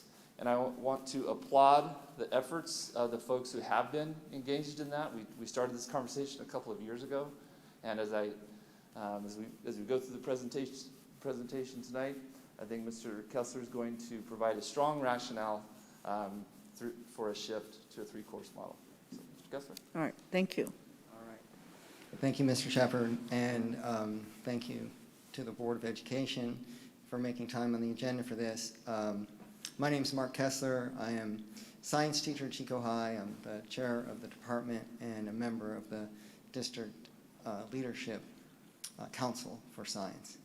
And I thought that one place to start would be, and by the way, being a science teacher, I have a lot of evidence to back up this claim for these course models. So if it gets too long, let me know. Or if you want more information, please let me know. I don't want to take up too much of your time, but I do want to be thorough and make a good case for these standards. So the next generation science standards were developed. They were developed around 2008. There were a group of scientists and industry leaders and the science teachers associations, and they all got together, universities, and they all got together and said one of the problems was they were looking at data and they were going, the United States has always led in sciences. We've always led the world in science and innovation, and other countries were starting to gain on us, and we're going to lose our lead in that. And they started to look at what we needed to do. And one of the things they discovered is that we spent a lot of time on knowledge and information, but not enough time on skills, scientific skills. And so the old model of science education is more information, lecture, textbook. A student writes down, repeats the information, and maybe does a lab that then demonstrates what the teacher told them. And they said, well, that's not how science works. Science works with inquiry. Science works with argumentation and critical thinking. Science works with data analysis and using that data to back claims and being able to look at data with integrity. So some of the original goals are listed up there. I'm not going to read them all. It also was during the No Child Left Behind era, and there was a real interest in getting away from the rote memorization of the multiple choice tests and to move towards a more comprehensive, thorough testing process. And the new CAS test does just that. It's very different from the old STAR test. And so this was adopted by 44 states in the U.S., and the framework was adopted by 44 states, which is incredible when you think about it. We get 44 states to agree about anything, and that's good news. And it was adopted by the California Department of Education in 2013. And the California Department of Education adopted it in whole, and they also put their own twist on it, which is on the next slide. And these are the appendices A through M that were added by the state of California. And they addressed some things that they saw that were really important and missing. And a few of them I've quoted there, and I'll see if I can read from this distance. One of note is Appendix D, all standards, all students. And there was an understanding that the way that we traditionally teach science, students weren't getting all of the science standards. In every other subject, students get all the standards. But in science, we were putting our developing students in earth science classes, and we weren't putting the ones that were on the fast track or the university-bound students weren't getting earth science. So and then the students that were in earth science weren't getting physical science or chemistry to a large degree. And they noticed there were real gaps in this. We weren't teaching all standards to all students. We were teaching some standards to some students in some groups and some standards to other groups. And so there was a recognition that needed to be addressed. So that's conveyed heavily in the California version of the Next Generation Science Standards. And then the other thing they provided was Appendix K, was course models and mapping for the middle and high schools. And so what we're bringing to you today is one of those models for the high schools, which is an integrated model which blends earth science in with life science, physical science, and chemistry. So this list, if you could click on that blue link, I might have a chance of reading this.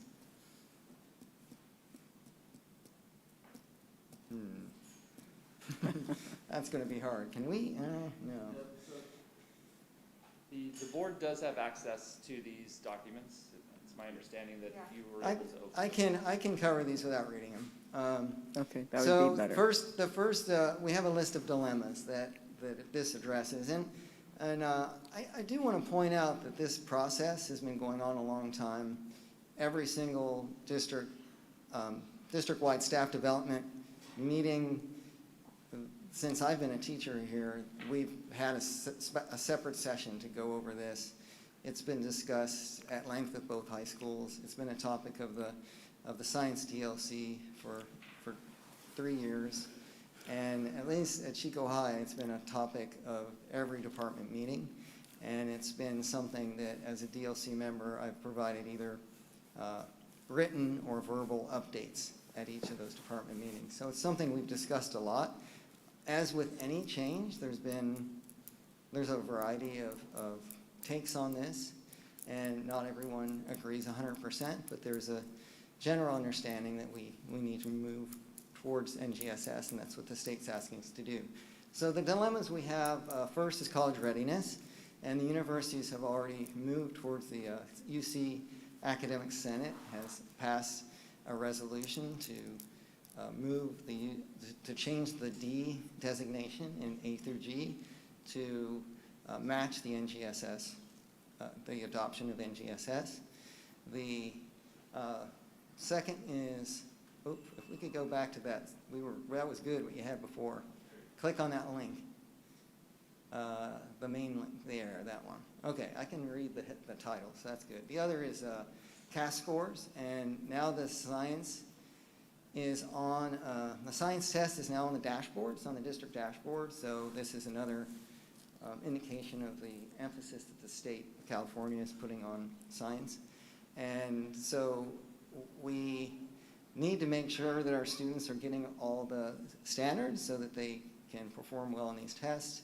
Currently, with our current model, many of our students aren't getting earth science standards or physical science standards that are necessary, so they're taking a test they aren't prepared for. They're seeing information on the test that they've never seen before.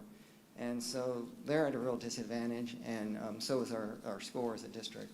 Our scores at I can't quite read it, but I believe it was 67%. We're not, I'm doing this by memory, but 67% were not considered, had not met standard. in our 2019 CAS test. So there's a real need there. If you could scroll down to the next one. All standards, all students, which is one I mentioned. And so that's, again, this idea that's emphasized heavily in Appendix D and mentions the need to make sure that there's equity and that all of our students have the opportunity to learn all the standards. The next is our WASC accreditation, and in that there are two highlighted statements here from the Chico High WASC that indicate that we're supposed to demonstrate, and we're in WASC right now, we're supposed to demonstrate that we've done this. So those quotes pulled out of WASC show that this was something we committed to in 2016. The next one is, oh my goodness. I believe that's hiring. Oh no, that's the, we're behind other, I got it. We're behind other districts, and we surveyed, the DLC, Kelly Coombe and I called about 100 schools. We reached about 20, and we talked to them, and they were all from all over the state, from Southern California, Northern California. We wanted to know what other schools were doing, and we found that they had all adopted these standards and these course models a while ago, and we were quite behind. So that dilemma is we're behind other school districts, including Oroville, Yuba, and some of our Reading districts as well. So the next dilemma is hiring high quality, non-college prep courses. Yeah, non-college prep courses. So one of our challenges right now is that we're the only department at the high schools that have non-college prep courses.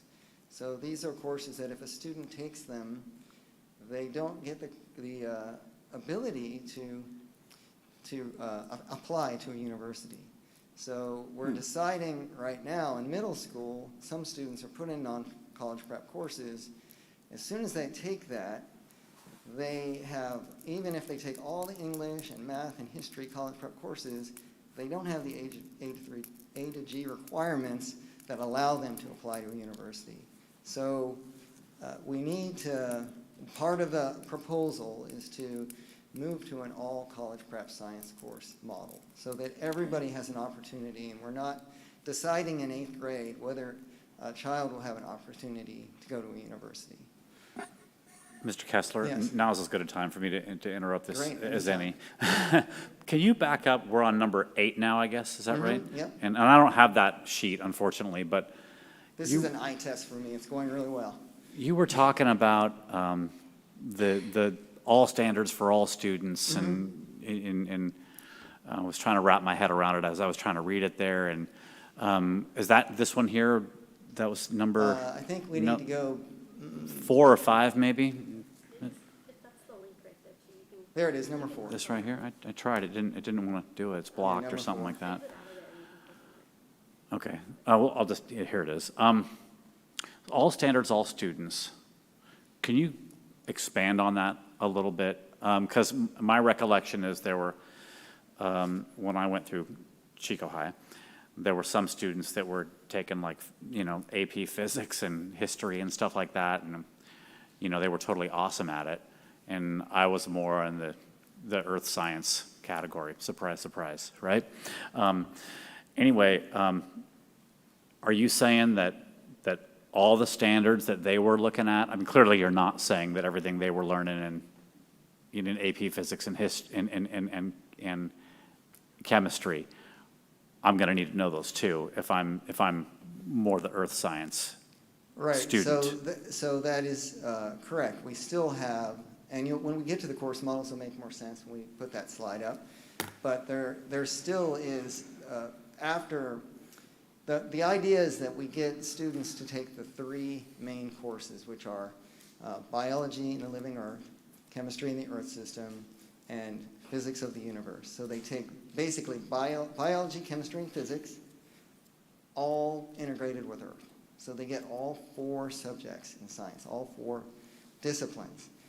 At that point, that can be done by your sophomore year. At that point, a student can be done, and they fulfill their D requirements. They can apply to a university. At that point, if you want to go further, if you want to take AP Chemistry or AP Biology or Anatomy or AP Environmental Science, then you can do that your junior and senior year. And the idea is to make sure that we're not leaving, first of all, we left the earth out for about 60% of our students. So that's something, we need to make sure everybody's getting earth science. And the other is we've left chemistry and physics out for the most part. We've left those out for about 40% of our students. So the idea is that everybody gets all the standards in their first 2 or 3 years, and then from there you can expand upon that. When you say they get all the standards, is that a little bit misleading? It's kind of like you're making, rather than having some people go this direction and some people go this direction, you're keeping them together so they're all going the same direction. Is it not accurate to say, Mr. Kessler, that they're not going to go as far in this direction at a younger grade? They're going to go further. They're going to go further. Everybody's going to go further. Everyone's going to go further. So the physics and the chemistry brainiacs who I went to school with, they're going to go further in that direction, and I'm going to go with them? No, you could if you choose to, but you don't have to. We only have a 2-year science requirement, and the idea is to get as much coverage of the standards, the next generation science standards, for as many students as possible, as soon as possible, when they get to high school. And at that point, then there's all kinds of options. And the neat thing about it, I think, is we're going to find that there's some students that were put in a track that was, for all intents and purposes, a dead end for science. And we're going to find that some of those are going to go, oh, I really like this. This is really cool. I'm going to take more. And we're going to open up opportunities for more students to go further. And we can't do that if they're not exposed to it. I think when we get to a couple slides down, it's very clear that you're going to have kids be able to go into AP, but Yeah, not all kids will. a graphic will help on this for sure. And just to continue with these, we're almost done. Attracting highly qualified science teachers. Our universities now are, all the college program, all the teacher preparation programs are for science include next generation science standards. So they're going to come to our district expecting to do this.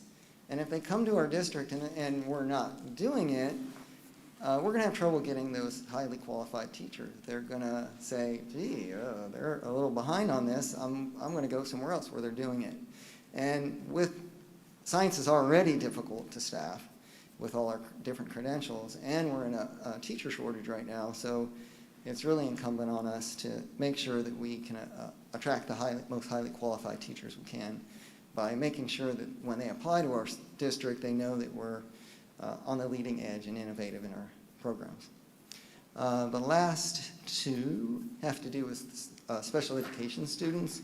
And one of the downfalls of the program we have now is that our non-college prep classes have about 24% special education students. So they're being put all together instead of spread out into more broadly into general education classes where they can have an opportunity in a least restrictive environment to have the benefit that all the other students have. And so this model would do a better job of distributing those students, and also it's a challenge for a teacher to manage 10 or 12 IEPs in one class, and this would lower that to more like 3 or 4 IEPs in a class, which would make it much easier to give those students the attention they deserve from the teacher and give them the individualized attention that they're supposed to get. The last one is students of color, and we have some graphs coming. Well, those graphs, we have bigger ones than those coming. And we have a situation where 69% of our students of color graduate from Chico High School without having taken a college prep physical science class, which means 69% of our students of color don't have haven't attained the A through G requirements to apply to a university. And of course, not everyone applies to a university, and not everyone needs to go to a university. But it sure would be good if everybody, when they graduated from high school, had the opportunity, if they chose to. I often tell my freshmen, I'm like, you don't know what your senior you is going to want. And your senior you might be really mad at you, if your freshman you, if you get to the end of your high school career and you don't have the opportunities that everyone else has. So the goal is to make sure as many students from all groups have the same opportunities when they graduate from high school. Mr. Tennis. I just need some clarity on, we talk about students of color not getting to take a college prep science class. How do these next generation science standards gonna grant greater access to students of color to college prep courses than what we have right now? Well, because there wouldn't be any non-college prep courses. They would all be college prep courses. So then it completely takes away the possibility, not completely, because you still need to get a C or better. In a college prep class, you still need to get a C or better to get the A through G requirements. So to get the D requirement, you still need to do well in the class, well enough to get a C. And that's the job of the student and the teacher to work together to ensure that they meet those goals and they get the marks that they need to get there. Why are we not doing that now? With the systems that are in place now, are they somehow discriminatory against students of color? Well, we put these in place, the old standards were put in place in 1998. That's before the human genome was sequenced. It's 10 years before the first iPhone was released. It's before the internet was really a thing. This is, we have an old model, and that's why we're here. We're here to bring a new model, a reformed model, one that brings us up to date and takes away some of these dilemmas that we've had in science education. And so we're just working on a model that's, I was just reading that the California drought is 24 years. We've had the driest weather in 1,200 years. Well, these old standards were from 24 years ago. So it's just a long time coming, and it's a lot of work. Change is hard. Change, I think it's just human nature that change means risk. Change means we get out of our comfort zone. I guess what's throwing me off is the treatment of students of color. I don't see the connection. I feel like you're not really taking me there in terms of why what we have right now is bad for students of color versus this, which is going to be... I would look at it this way, is we have, we're taking middle school data and then putting students in classes in their freshman year where they have less opportunities. And so the idea is that we put them all in a class that gives them the opportunities in their freshman year. We get the data from their freshman year. We're using, I think probably everyone can agree that middle school years are probably not the best data on a human being. I'd like to make an interjection. This past, I think it was Monday, or it was the year of women scientists, and there were 3D modeling of all the women scientists that were put in DC. And one of the women, who was a woman of color, couldn't even talk to the interviewer without starting to cry, saying, if you never see someone who looks like you, who's doing this kind of work, you don't realize that you can do it. And I think many students don't have exposure at home or perhaps even from their teachers that they might be a scientist. I helped build this idea when I was a trustee for the CSU with the UC. And the idea is it's basically hands-on learning about things that people can see in the real world around them instead of memorization. And so I think it's way more intrinsically both the ability to understand it, but also to conquer it. So Tom and then Eileen. I just wanted to speak to Matt's question, just to make sure that we're on the same page. Right now, after 8th grade, some people, registrars, students, parents, decide that you're going to go into either earth science or biology. And that effectively seals the science courses you're going to be in for the rest of your high school career. So if there's any kind of bias, I mean, and any kind of bias at all on anybody's part, and a student who might really be good at science gets put into the earth science course, that's it. They're going to be in the non-college prep set of science courses that gets them a high school diploma, but it doesn't prepare them for entrance into college.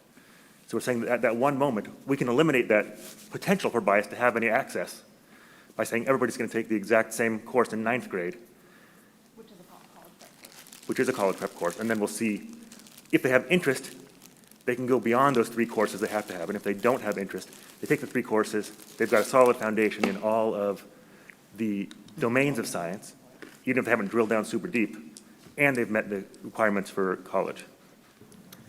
Thank you for that explanation. And would you like to add to it? Yeah, Eileen, and then I'll come to Caitlin. But also, we're in presentation still, so I kind of want to see the presentation move forward if we are at a point, I mean, unless it's important to bring it up now. We can have the rest of this discussion during debate, or ask questions for clarification from the presenters. Eileen? Yeah, I had a fascinating time reading through all of this. Right now, I'm on a page that is describing new course proposal outline, and it says chemistry in the Earth system. Now, is that the second or the third of the? Yeah, can you scroll to the one that's, so that's our old system, that's our old model with the new model on the left. So this shows, it's highlighted in color, so you can see that the Earth and space science is in blue, and the amount of blue doesn't mean how much you're getting. The biology is 80% biology and 20% Earth science, so it doesn't indicate that, but it indicates that it's a integrated course. So on the right side is our old 1998 model, which we're currently using. It shows the non-college prep classes in the left column of the peach color there. And then it shows our current alignment with biology, chemistry, and physics as college prep classes. On the left, we have the 3-course model, which then integrates earth science. So now everybody's getting earth science.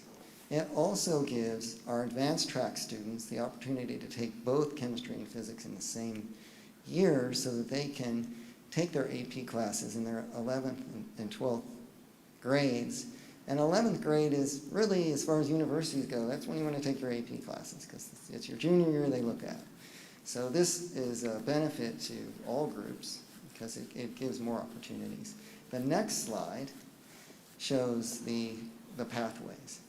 So this is the one on the left is the junior college Chico State pathway, and that one shows that you can take biology, the living earth, your freshman year, and everybody would take that. So everybody's in the same class. They get a good introduction to science. We get some good data on their learning. We have everybody together. And then from there, they can start to differentiate into other classes. And you can see how we also have the CSU-UC pathway, and then the last one is the honors and science pathway. So my point of bringing this to my attention, when I read the course outline, standards, instructions, methods, and assessments, and the topics, the skill to be developed, and the NGSS standards to be addressed, fascinating stuff. You look at, the description of what the students are being not only introduced to, but how they're working with it and how they're developing the process of thinking through what to do about how the mechanisms of heat flow relate to the macroscopic heat transport to atomic scale interactions and particles.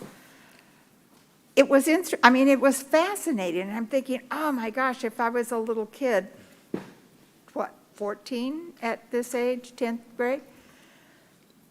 This stuff is exactly what would just, oh my gosh. And now that we have block schedules in science, and we can get to having the kids explore things like atomic scale and interactions of particles and things in these types of lessons, I wanted to cheer. Am I right in that what we're developing and how we're going to be able to introduce it and teach it in connection with our block schedules, that these are the levels that everybody takes, right? What I'm looking at, that we do have the possibility of really flipping a switch for some of our kids who are going to really enjoy this kind of scientific exploration. Did I get it? I mean, is that what the whole intent is? Your excitement is exactly what we're after. Thank you. Caitlin? I have a question about the pathways. I did notice when I opened the course descriptions that there's no prerequisites for biology and living earth, so we can assume that all freshmen will be taking that class if this is approved. And that chemistry has the caveat of prerequisites being and enrolled in or passed IM2. So I am curious about how that affects sophomores who might still be in IM1. Yep, and that was an area of discussion between, at our DLC, and there was some concern both ways. But your concern was expressed, and there was also a concern that maybe some wouldn't be ready without having the IM2. And so in the end, we came up with a compromise, which is there's some language in there that says, I believe, at teacher discretion. But what if a teacher doesn't want to allow that student, for whatever reason, to take the class? I'm just wondering on this sequence here, 9th, 10th, 11th, if there's a sophomore and they're in IM1, what's their option? Take a gap year as a sophomore? Because that doesn't make sense. Oh. Especially if they're interested. It doesn't apply to chemistry, just physics, right? So chemistry says and enrolled in or passed IM2. Physics has passed IM2. Yeah, so that, yeah, you're right, that would create a gap. Mm-hmm. But they could still get the 3 years of science. They could still get through, they could still get through the pathway. It might be that gap year for them to take that math class again to be sure they are prepared for that science class. That would be, if I were a counselor, that would be the tack I would take, to make sure that student is prepared mathematically for the science course. And how does that affect their, okay, I'll just leave it at that. All right, Matt? Where are we right now in the? Well, in the lineup we here? are, I think you've pretty much covered the concept. I will note that over 90% of all the high schools in California have already done this. And as you note, it has been a long time. So I believe, unless somebody has a very specific question, we're at the point of looking at whether we would move forward with this adoption of the three-course model. Did we want to ask for public comment first? We could ask for that. Is there public comment on this? I would like to call in a staff person who's in the audience too, so I don't know where that would fall relative to public comment. Ruth, I believe. Ruth, right? Thank you, John.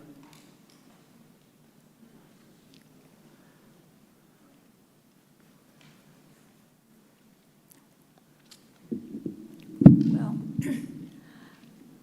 I was involved a lot with the thing called the Parent Collaborative at the LA Unified School District. And once again, it's the reality of the total life of children and where it's going. We had a lot of kids that were in these mobile containers that were actually for storage, and so they had an air conditioning system in it just to maintain products, and children by the thousands in LA Unified School District attended in that. It was a question of poverty, of only a few kids having any advantage to do anything that was important. And so I remember one of the ways that I was very active in trying to shut down a lot of the oil industry and oil wells and stuff, and they were all over Bunker Hill. And LA Unified had a property that was oil wells, including one big tall one, and also had a big pit with was it like a tar pit? And the tar pit the gate was not locked, and kids could go in and fall in, and any kid that would fall in that tar pit would just be gone because it was tar, and they would just sink in it. It would be like getting into, what's the other word for it? But it was that kind of thing. It was an immigrant community. They had those little oil wells within 10, 15 feet of where they were living. And they were sick, and I asked them, do you know about an egg smell up here? And it was unfolded from that. And I had a lot of experience with the separation of people by class, by color, by whatever distinction, whatever it is. And in the long run, it's not going to work. And what needs to be done now is things like these. Okay, I'm sorry, Ruth, that's the end of your time. Thank you. Okay, good. That's all right. He'll help you back. Good. All right, good, thank you. Yes? Are you going to speak about the science, integrated science? All right. So, as a SPED mom, I always need to know a little bit more information about the program. So right now, my twins are freshmen at PV, and they're in a modified science class. Their English level is not quite up there to be in a Gen Ed science course. So I'm a little confused about how this is going to look for those kids that aren't in IM 1 or any of that. I mean, we are in modified science, we are in resource English, we are in modified math. Those boys probably won't ever get to an IM 2. So I just, I guess I want clarification. I mean, he said we would have all the kids together, but then you have a teacher that has maybe 5 kids on an IEP, all teaching 5 different things with a class of Gen Ed kids. Sometimes it works, sometimes it doesn't. So what is the escape clause for my kids? I'm going to invite Erica Sheridan from Chico. She's been having conversations with special ed just to clarify some of the expectations for students and also for the staff that'll be in there as well. I appreciate the question. We just had our special ed collaboration at Chico High this morning, and they're on deck, but they're also a lot of trepidation about what the model's going to look like. And I think, again, we're launching something totally new, but we do understand that there are students that will need a modified version of the biology of the living earth. We also want to employ some of the co-teaching options where we'll send a credentialed special ed teacher in with a credentialed science teacher and they will co-teach. Again, there's some kinks to work out, but we definitely are aware that this is a leap, but we believe it's a leap in the right direction for all kids. So hopefully it's still in the works, I would say, but we definitely are aware. And like I said, my special ed team this morning spoke about how to best support the special ed students, especially the ones that need a different, probably modification of the course. And again, I want to note that this model is only going to start with one class in the first year.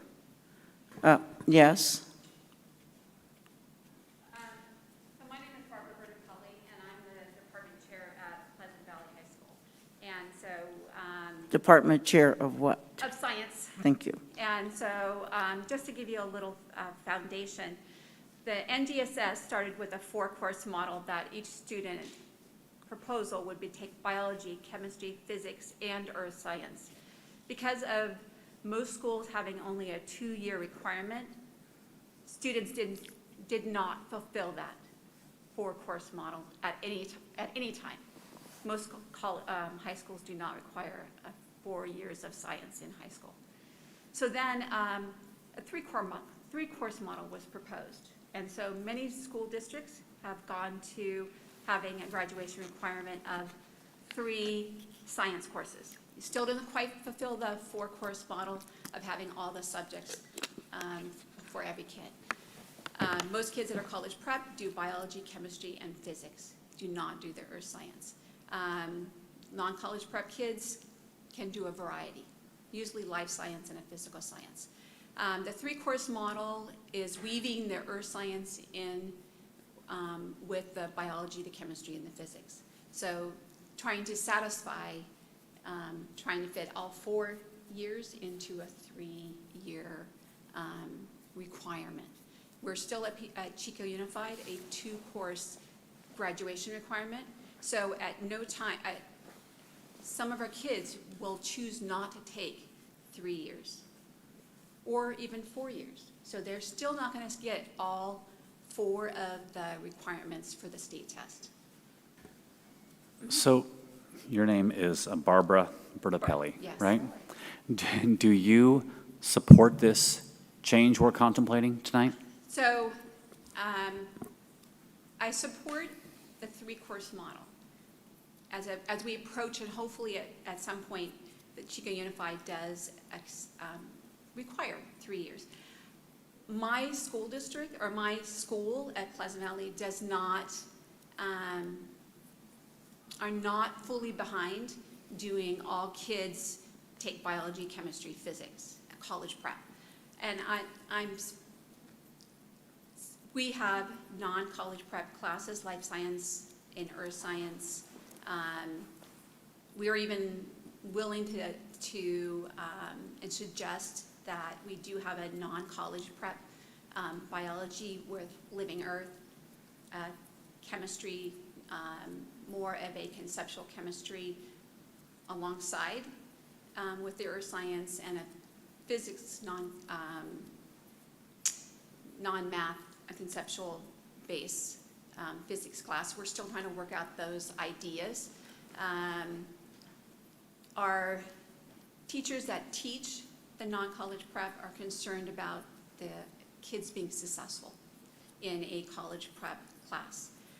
Speaking as a parent, now my daughter had graduated, she went to PV, she was in special ed from kindergarten all the way through. She was in some college prep classes, but also in sheltered, like non-college prep classes also. If I'm thinking as a science teacher and as a parent, there's no way she would have been able to do biology, chemistry, physics. There's just absolutely no way. She got through Algebra 1 by the time she was a senior. But I'm just being practical. I've been in teaching for over 30 years, and I think a 3-course model is good. I just think there needs to be some bugs worked out. And I think everybody needs to be brought to the table at the same time and have some frank conversations.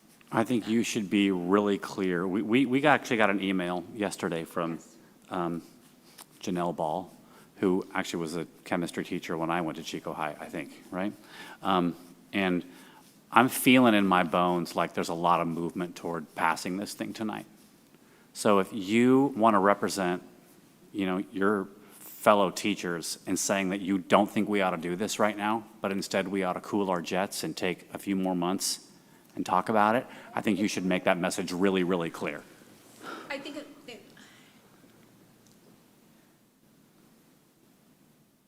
think more needs to be discussed, and not just because of what Janelle wrote. We've been having frank conversations. I think we do need to move to a 3-course model. I just don't think all the bugs have worked out, and I think we need to have some frank conversations from both schools, and maybe we have different, John and I talked about this too, about maybe at PV we don't do everything that Chico High is doing with regards to having only non-college prep, or having only college prep classes. If that's what we want to do, and then kind of work it together, see how it's going to, we have 2 different models going on, we're fine with that. I just think that there needs to be some more, I think everybody that has skin in the game needs to be involved, and that hasn't been happening. I want to read one statement that she made to me. Can I, hold on, because we're actually still in public comment. I just So, wanted to do a that's point. my public I just comment, so- wanted to do a point of order. Yeah. And make sure that Okay, we're so- doing our rules of order. I'm speaking as a parent, and I have a child still in Chico Unified. He's a senior now. He took biology. He's taking college prep physical science right now. Would he have done chemistry and physics? No. So you're saying he would have got a bad grades in these classes that we're contemplating switching to? My daughter definitely. My son, he struggles. And that's he's got a science teacher at home. That's your concern, is that this is actually getting harder, that our programs are going to get harder? I don't think that necessarily, I think with having the earth science in there will make it so it's not as You guys, it's still a point of order, like, But- I made my Yeah. point, So, like, point. we're not in, So- yeah. Okay, In so, what? I Wait, mean, This is, she's- this she's is, but this is faculty. public comment, I Yeah, this is understand my- that, That was so. just my 2 cents speaking as a parent. all right, so at this point, I want to go back to the presentation. I appreciate your honesty, thank you. Diana, were you going to? Before I ask Diane to come up. Oh, okay. I do want to make sure that we keep in mind the differences in these courses. So when we're talking about success or lack of success in a course, we're not talking about the biology that students are taking would be the same one they take in the future. I think that's a critical component of this. However, Barbara is accurate in our conversation we were talking about, and it's been said multiple times by multiple people, including our administrators at Chico High. There are going to be some bugs to work out. We're going to need to work some of these things out. It's going to take time. It's not going to be the first year of implementation. I'm thinking back to the implementation of integrated math and the struggles we faced with students jumping into Math A, and their 4th and 5th grade teachers were still trying to scramble to be sure they were prepared for Math A. It took a long time. I would say we're still trying to work out some of those details. So I would encourage the board to understand that these are different courses. It's going to take some time to work many of these things out, as Barbara has described. Sorry, Diane is longer-winded than I thought it would be, but I wanted to just make sure we keep those perspectives in mind. All right, thank you. Diana? Thank you. As the Director of Student Support and Special Education, I usually like to take a back seat at most of these meetings. I usually like to let decisions be made and then make sure that through the IEP process, that's kept fully intact and that we support students in accessing every type of class that is available.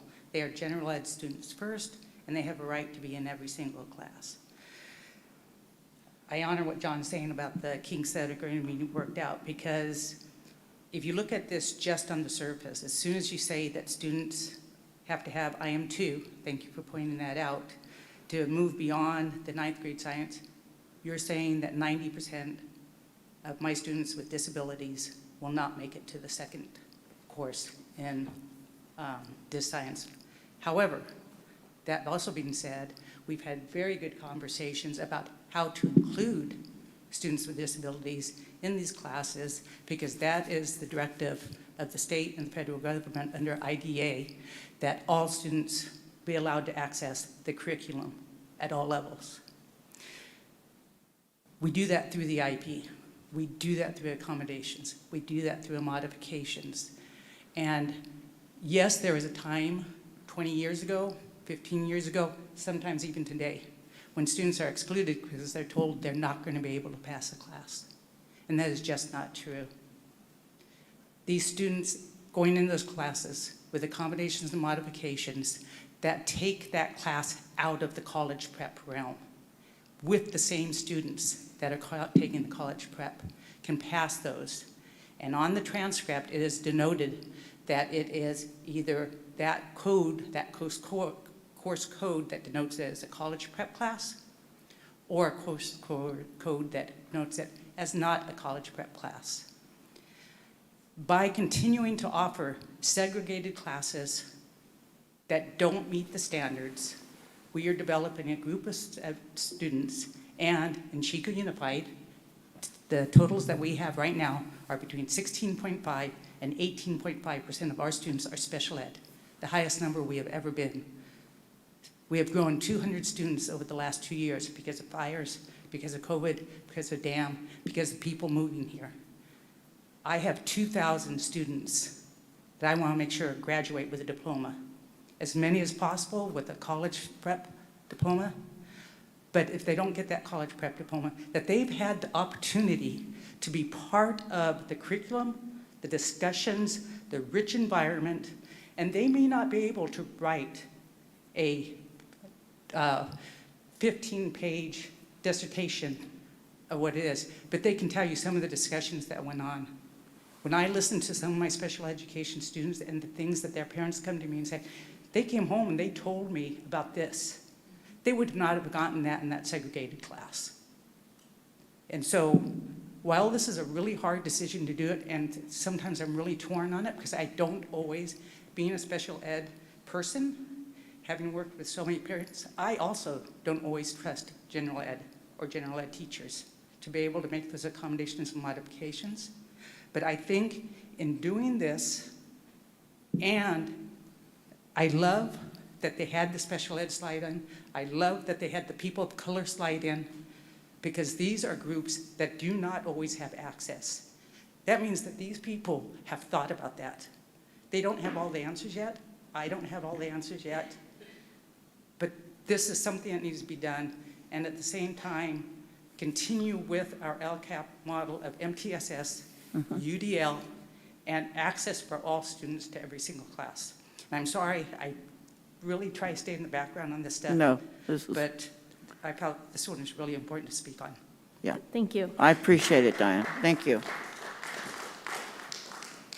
I go back to the quote, if they see it, then they know they can do it. If they never get to see it, then it's not an area where they're going to have any confidence or experience. Yes. Are we in continuing discussion about approving the three-course? I believe we are. We're not in discussion yet. I mean, I have, as you know, I have experience as well with special ed kiddos, and I Okay, believe that what I heard tonight in the presentation about how the integration of supports for our special ed kids to give them access, as Diane said, to what's in these courses, and we start with just one in 22-23, and then move. I am so in favor of doing this and giving all of our kids. I mean, that's what our focus says in our what's that official thing we go by? It says all of our students, huh? Every student, every day. And that's That's what I want to offer them. And I think we're all smart enough to know we don't have all the answers yet, and as Barbara pointed out, we've got things to fix, but that's what we do. We fix stuff. And if we're this far behind with the rest of the state in getting our next generation science standards begun, shame on us. I'm definitely in favor. So we should probably let Mr. Kessler finish his presentation and then get a motion, and you may be done. You I may. think we're done. The Okay. board has the proposals in front of them. All I right. think they see the sequencing. Living Earth would be the first year, chemistry the second year, and physics of the universe the third year. All right. Okay, I have Tom? a quick question of clarification. Given what we've heard, is there a plan in place to communicate with the groups who are skeptical as to fix these bugs as we go forward? I think we have to. The next step, if adopted, would be the curriculum conversation. And everyone needs to be involved in that. Kelly Coombe, she led the K-8 curriculum conversation when we adopted the K-8 curriculum, and she's willing to join us and walk us through that as well. Mark started that with our group a while ago.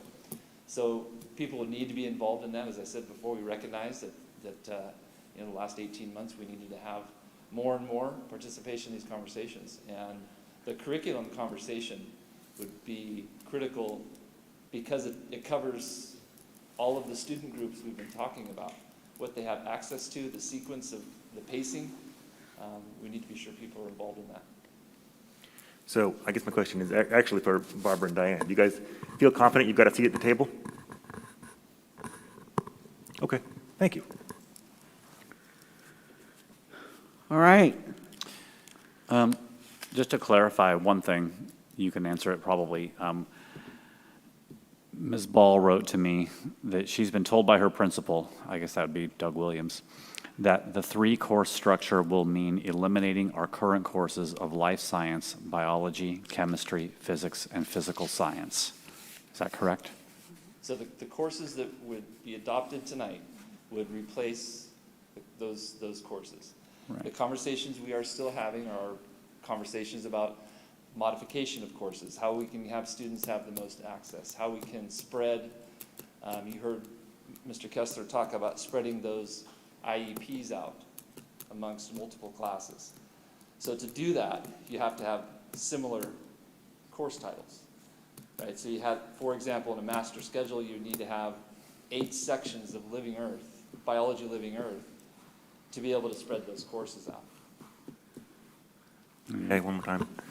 So earlier it was mentioned a 3-year phase-in. What does year 1 look like? Year 1 would be to offer biology Living Earth with an understanding that the curriculum for this upcoming year would be a collaboration both on-site and between departments. That would be, as I said, the next conversation. We would also need to, we've allocated $1 million, just a rough number, to the purchase of curriculum. We've been waiting for that for a couple of years. We started this conversation, like we said, in 2020, and that money's been sitting there. So year 1 would be offering it now and having teachers collaborate on the curriculum, and then spending the next year working our way towards the adoption of a curriculum which we bring to the board. So if we okay this now, then in 2 years, every freshman will be taking biology at Living Earth. Next year, forgive me. Okay, thank you.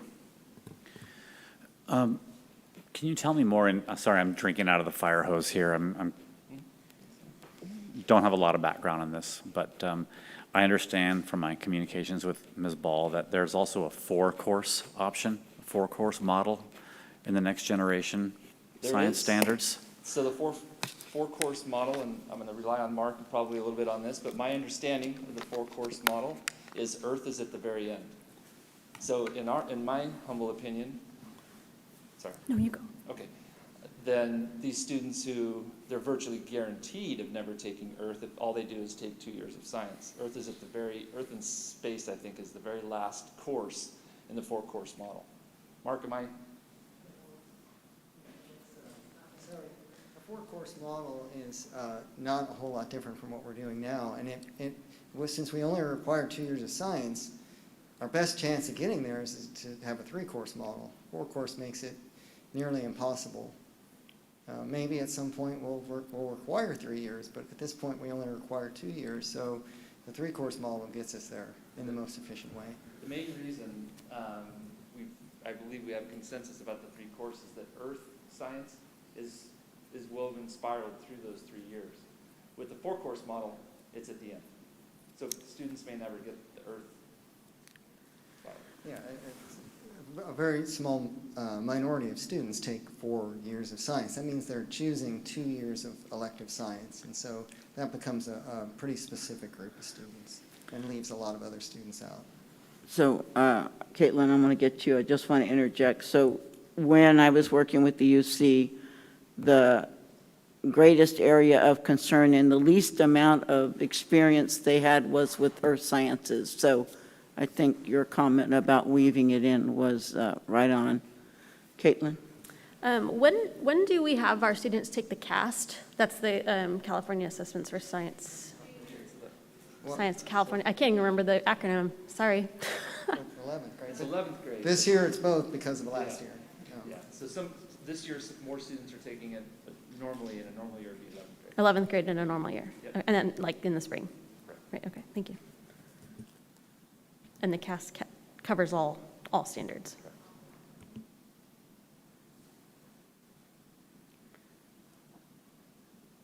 All right, so are we, I'm sorry, I don't know who you are, but Sarah, do you have something? I'm Sarah Pasillas, one of the assistant principals at Chico High School. Ah. And I just wanted to speak about if the 4-course model, it would make it more difficult for students to advance into AP classes in their junior, senior years. And so the 3-course model would allow them to accelerate into those more advanced classes. And speaking to the CAST, having the earth science incorporated into the 3-course model would give students more access to the information that they're actually going to be tested on in their junior year, so. Yeah. On that note, isn't it not just the access, but also the context? I mean, the CAST test it's not standard by standard, it's integrated standards too. Yes, that is correct. Okay, thank you. all right, so are we ready for a motion? Caitlin? Should somebody else do it? No? I'd like to move approval of the 3-course model with the modification that we remove the IM2 prerequisites. What, with what Remove modification? the integrated math 2 prerequisites for physics and chemistry.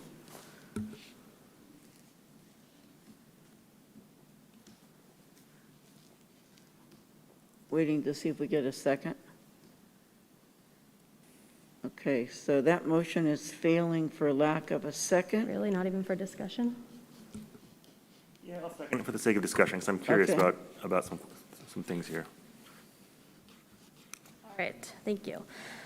So I want to start off by justifying my modification of my recommendation, and that's not to speak about myself or, talk about my background, which everybody knows a fair amount of, but I was an AP teacher at the high school level.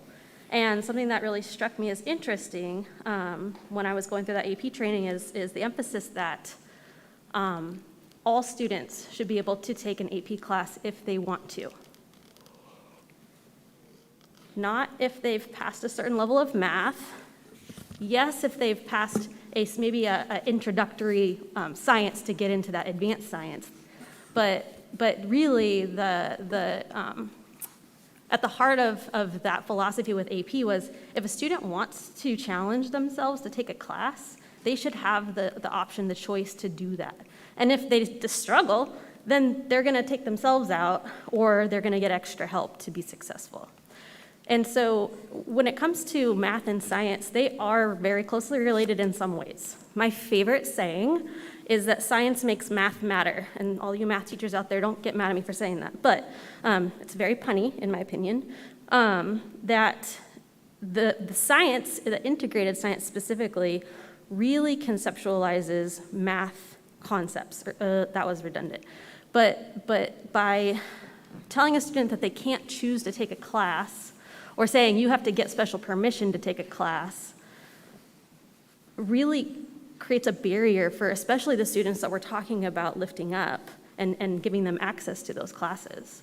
And so I would just encourage us to really consider what is what's best for students in this situation. And I think what's best for students, and the reason why I want to eliminate the IM2 requirement for the physics integrated and the chemistry integrated class, is that some students just might not have had a good math experience so far. But they could possibly do the work that's required in that science class within context.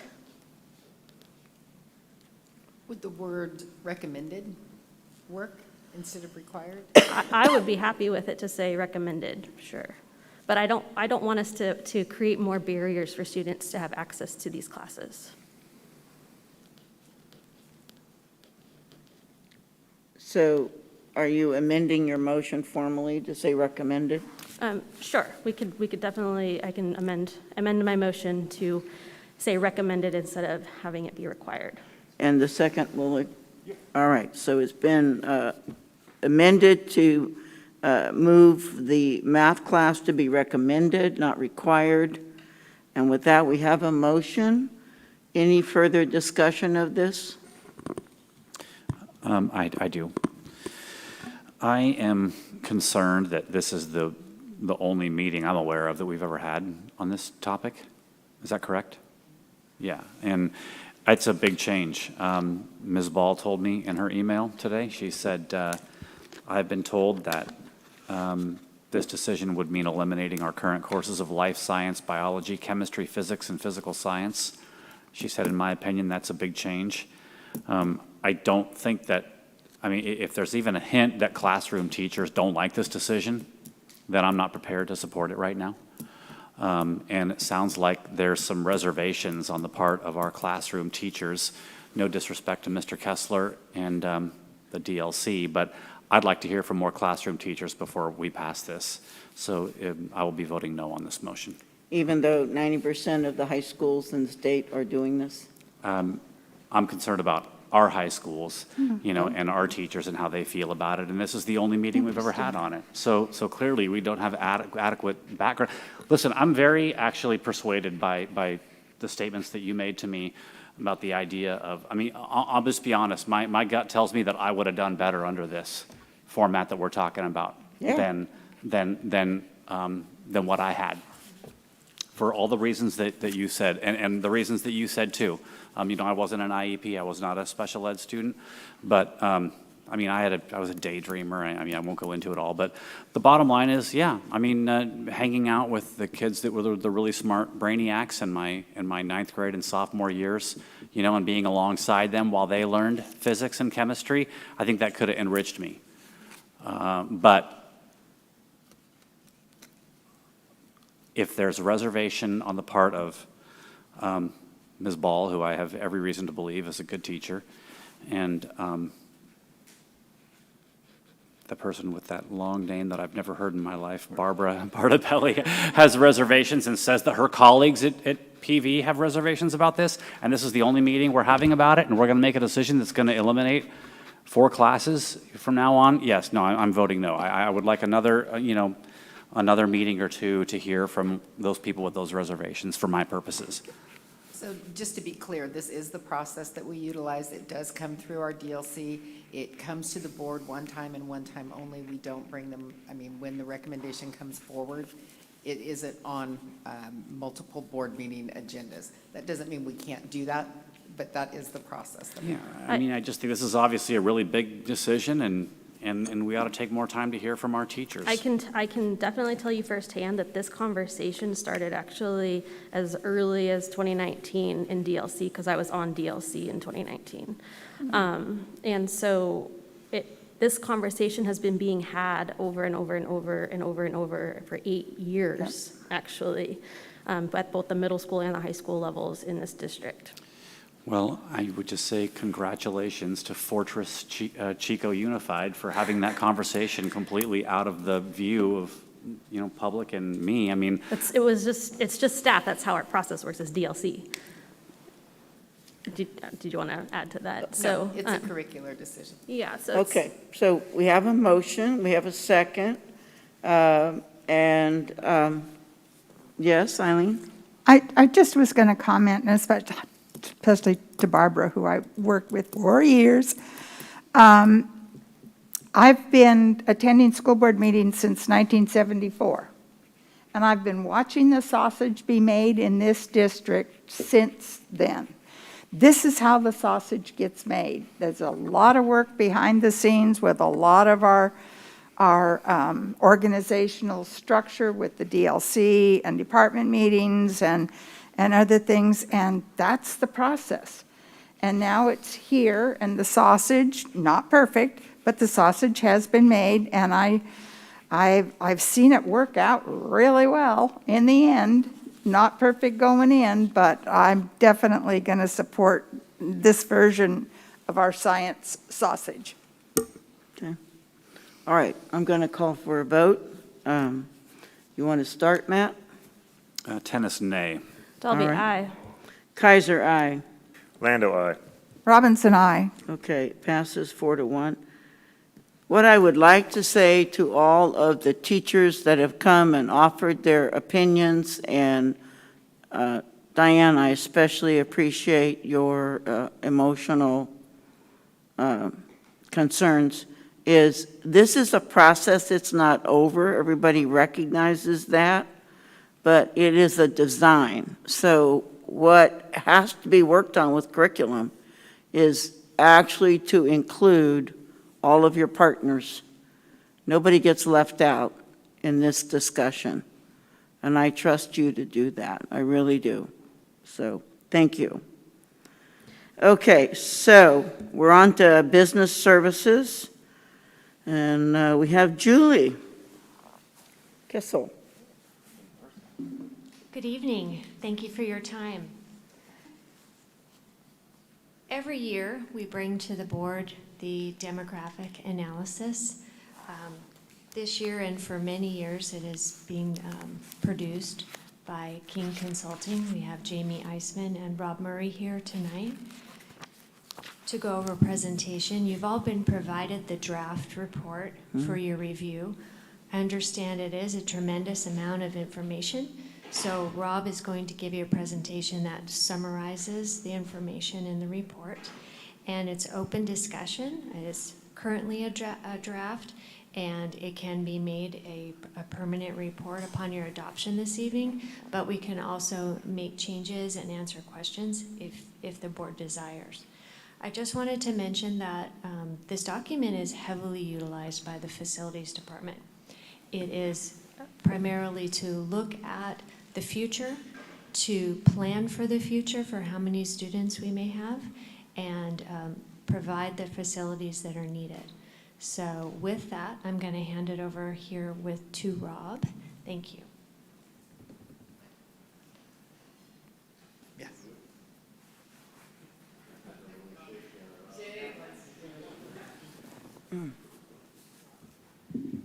All right, thank you, Julie, and good evening, Superintendent and Board. I know it's been a while since you've seen me for this annual update, so I'd like to introduce myself.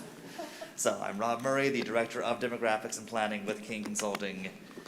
But unlike the many other times that you've seen me recently, this time we are going to specifically be really drilling into more of the student demographics and the community demographics that affect how we are prognosticating about the students that you're going to have a few years down the road, and what that means for the adequacy of the school facilities that you have and the planning framework that you have in place.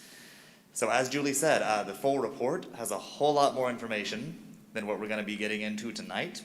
I am happy to field questions or discuss anything that's in the report that I don't happen to mention tonight. But I'm just going to focus on the elements that I think are the most pertinent and the most interesting. So first things first, just an overview.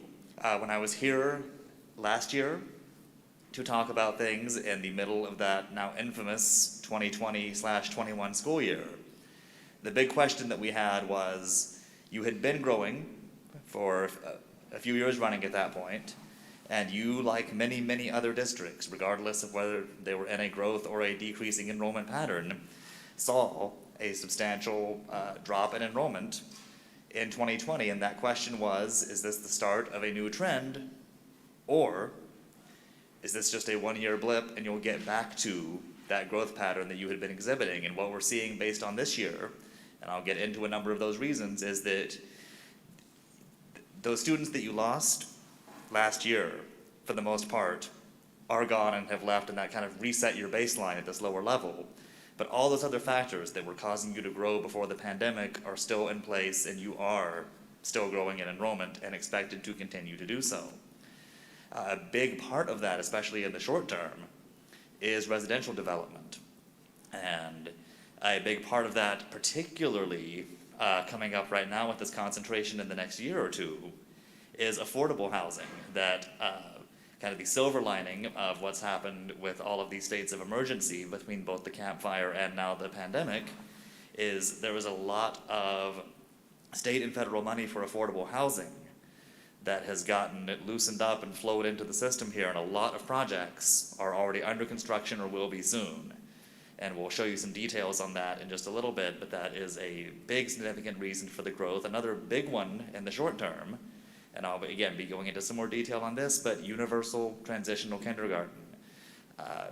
It is not common for the state of California to add a grade level, and you're getting students enrolled in your district that just weren't eligible to enroll previous to this happening.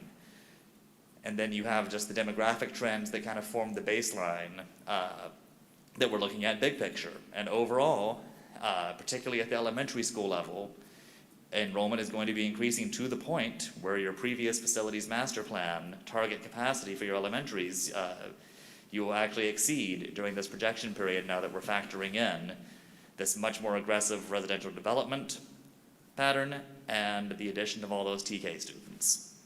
Rob? Yeah. My family alone is kicking out babies like crazy, and I call it the COVID litter. So isn't the birth rate jumping? Nope, it's been actually a lot of people, and because I'm doing this for districts up and down the state, and I'll show you your particular area's local birth trends.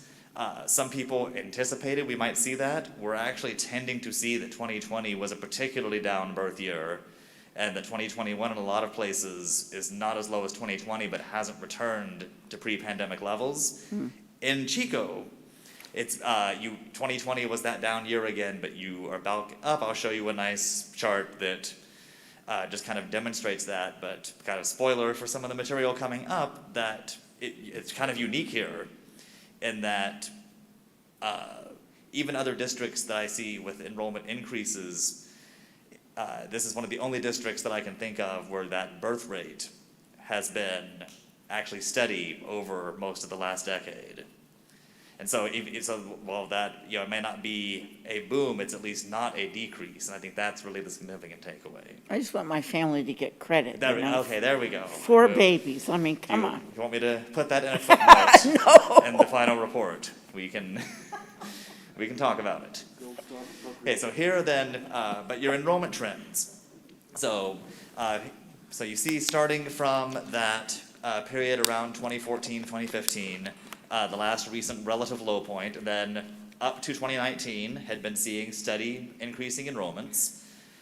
Definitely, again, we were standing here last year looking at that big drop that kind of in 1 year had kind of reversed about 4 years worth of enrollment gains, and what was this going to mean? And now we're back to that steady growth, and I'll just go ahead and jump ahead. You all might have already looked ahead anyway. We're seeing actually more robust growth coming, and again, that's largely on the backs of those two big external factors. But we'll get into that. So here, kindergarten and transitional kindergarten enrollment. Again, this is the TK as it has been for the last decade, which covers when the kindergarten enrollment date was rolled back from December 2nd to September 2nd. The students who used to be eligible for kindergarten but no longer was the original target for TK. And that's been what TK has been up through this year. And I'll give you some details in just a few slides on how that's changing and expanding now over the next 4 years. But what you see here is, again, the biggest driver for enrollment change for a school district is when you start getting a pattern of the number of students that you have coming in at kindergarten is substantially different from the students who are older cohorts who are in the district who are either moving out of elementary into junior high or just moving out of the district entirely. Because when you have, and as is common for a lot of districts right now, a small number of students coming in and a larger, older group of students coming out, it's really hard not to go down in enrollment. For you, as you can see, again, last year was a little bit lower, but your kindergarten cohort sizes, you had a kind of a boost up several years ago, and you've stayed at that level. You've had this consistent cohort size coming in. And so then that, combined with some other factors, is what's kind of leading to that steady, moderate growth that you had been seeing, because you didn't have anything really built in with just kind of automatic, district-wide kind of ticks up and down in enrollment just based on the difference in size in cohorts. Here is another very big one. If we're only going to focus on one thing from the census, and I know you've all seen quite a bit of census data over the last little bit, but this time we're looking at that total population, but we want to do, again, we don't have detailed ages from 2020 yet, but we do have that population over and under 18. And the big difference, you see the total population that lives in the district has been going up. But if you just look between 2000 and 2010, you essentially stayed at the same population under 18. The population that you're really interested in serving. This time, between 2010 and 2020, you had more total population growth, but this time you saw that population growth also translate to your under 18 population, which means, again, that you actually have younger families with school-aged children moving here, or those families having children once they're here. And so that is the big difference, and this is, again, not, very few districts in the state are showing this. Usually it's the gold bar getting smaller and smaller. For you, you're actually seeing more children living in your district than you were 10 years ago. And then just one more quick look. We do also just look at what's going on not just with CUSD enrollments, but also your local charter schools and private schools. So the charter school data, this only goes up to 2020, but what this really shows here is that when you did have that enrollment decrease in 2020, that was not a situation where CUSD enrollment went down, but the charters went up in the same year. Everyone lost enrollment in that year. That was really, so that shows it's indicative of, there were just a lot of families who, those circumstances moved them out of Chico, out of Butte County, perhaps out of California entirely. And as I said, those students, that kind of reset your baseline, as it did for a lot of the charters and private schools. And now we're back to, based on what we're seeing with the charters and CUSD enrollment, the private and CUSD enrollment, we're growing again. We'll have that charter data in around April when CDE publishes everything. And I expect we'll see something similar there too. But it's just handy to have that benchmark of looking at all enrollment of the schools who are, physically exist in your district, just to see what those trends look like. So the first big external factor that we talked about, your student generation rates and residential development. So the student generation rates are important because this is how we look at that development that's in the pipeline, and we can tell you how many students we think you're going to get out of it because we look at what's recently been built, and we see how many students that you have this year live in new developments, and on a per unit basis then give you an average. And we look at that broken down by grade and broken down by different kinds of housing. And that's important because particularly, I mentioned there's a lot of affordable housing being built, and you see that affordable housing is also what gives you far and away the most students. If we look at something that says a 0.783, I mean, it's, technically for every unit, you would get, on average, 0.78 students. I like to think of it more for every 100 units that are built, you can expect about 78 students to come out of that.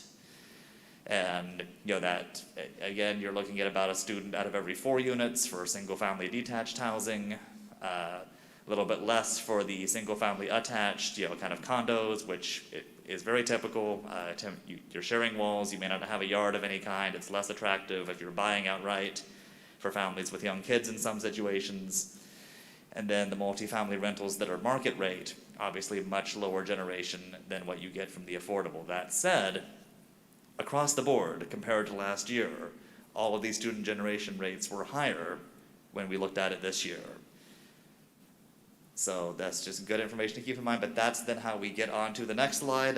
This is just more illustrating just the number of projects that are going on, and particularly when you look at that type and you look at all the ones that are the affordable multifamily projects. Not only are there quite a few of them, a couple of them are under construction right now.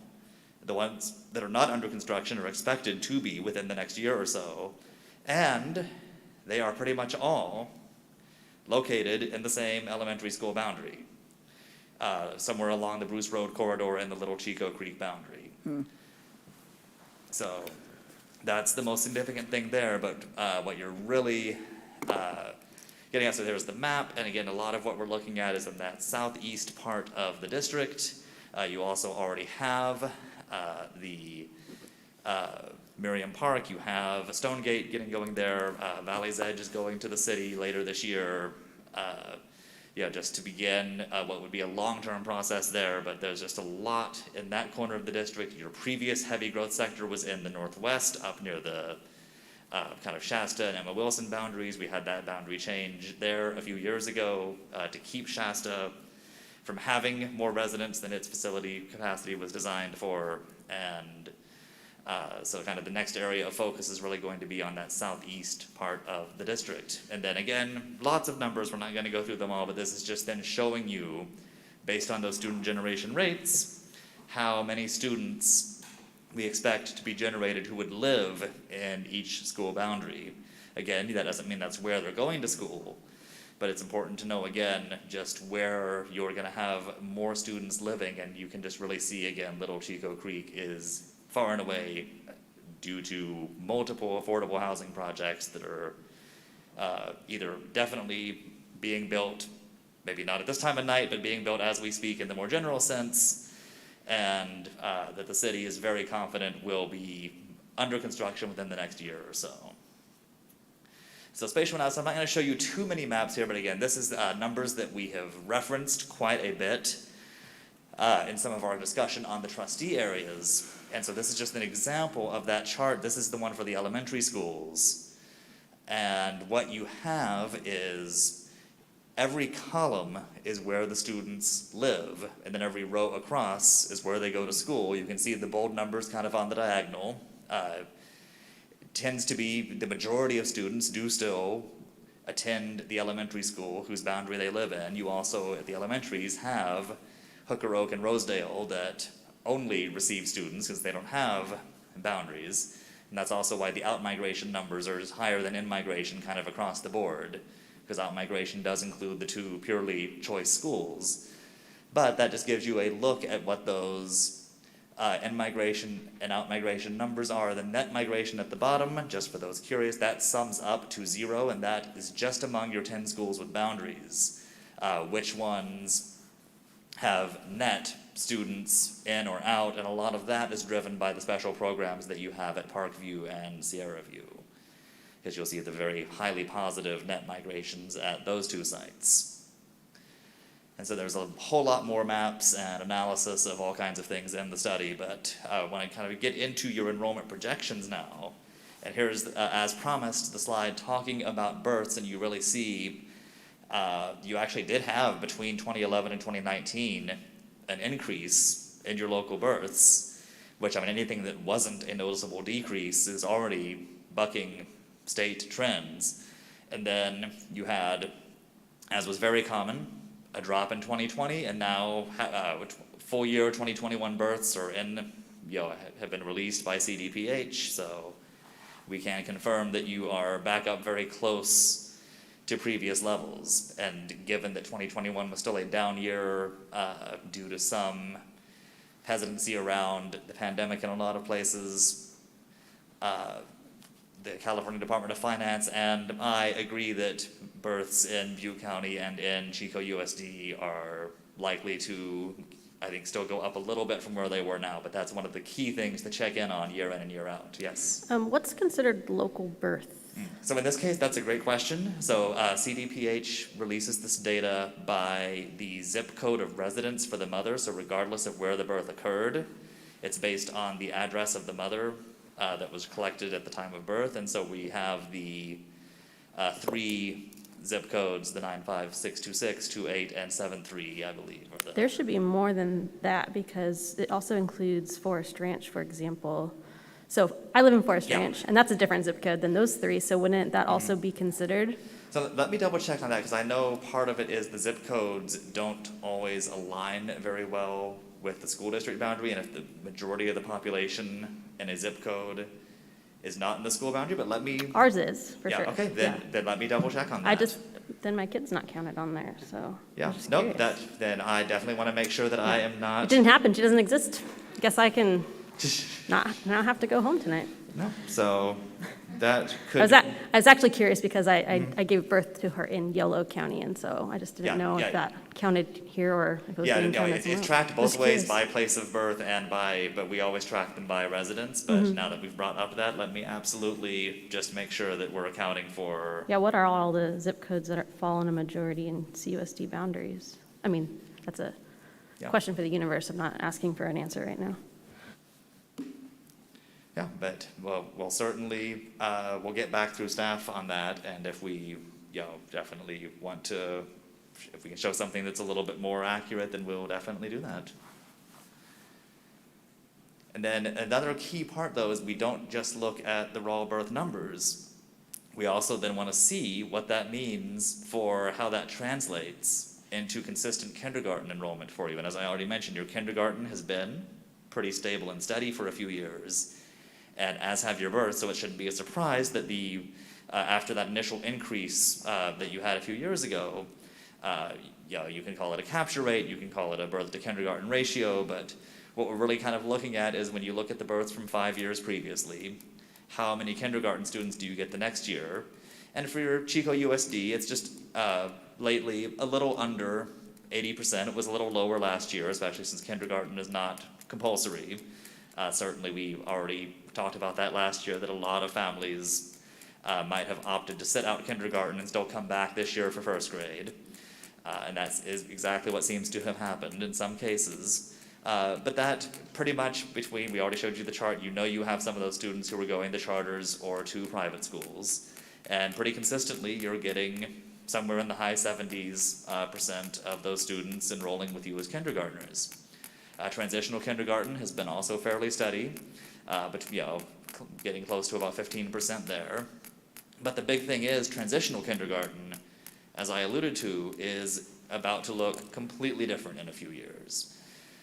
So we are expanding that eligible birth dates. For the last decade or so, it has been kids born between September 2nd and December 2nd, so essentially your September, October, November birthdays.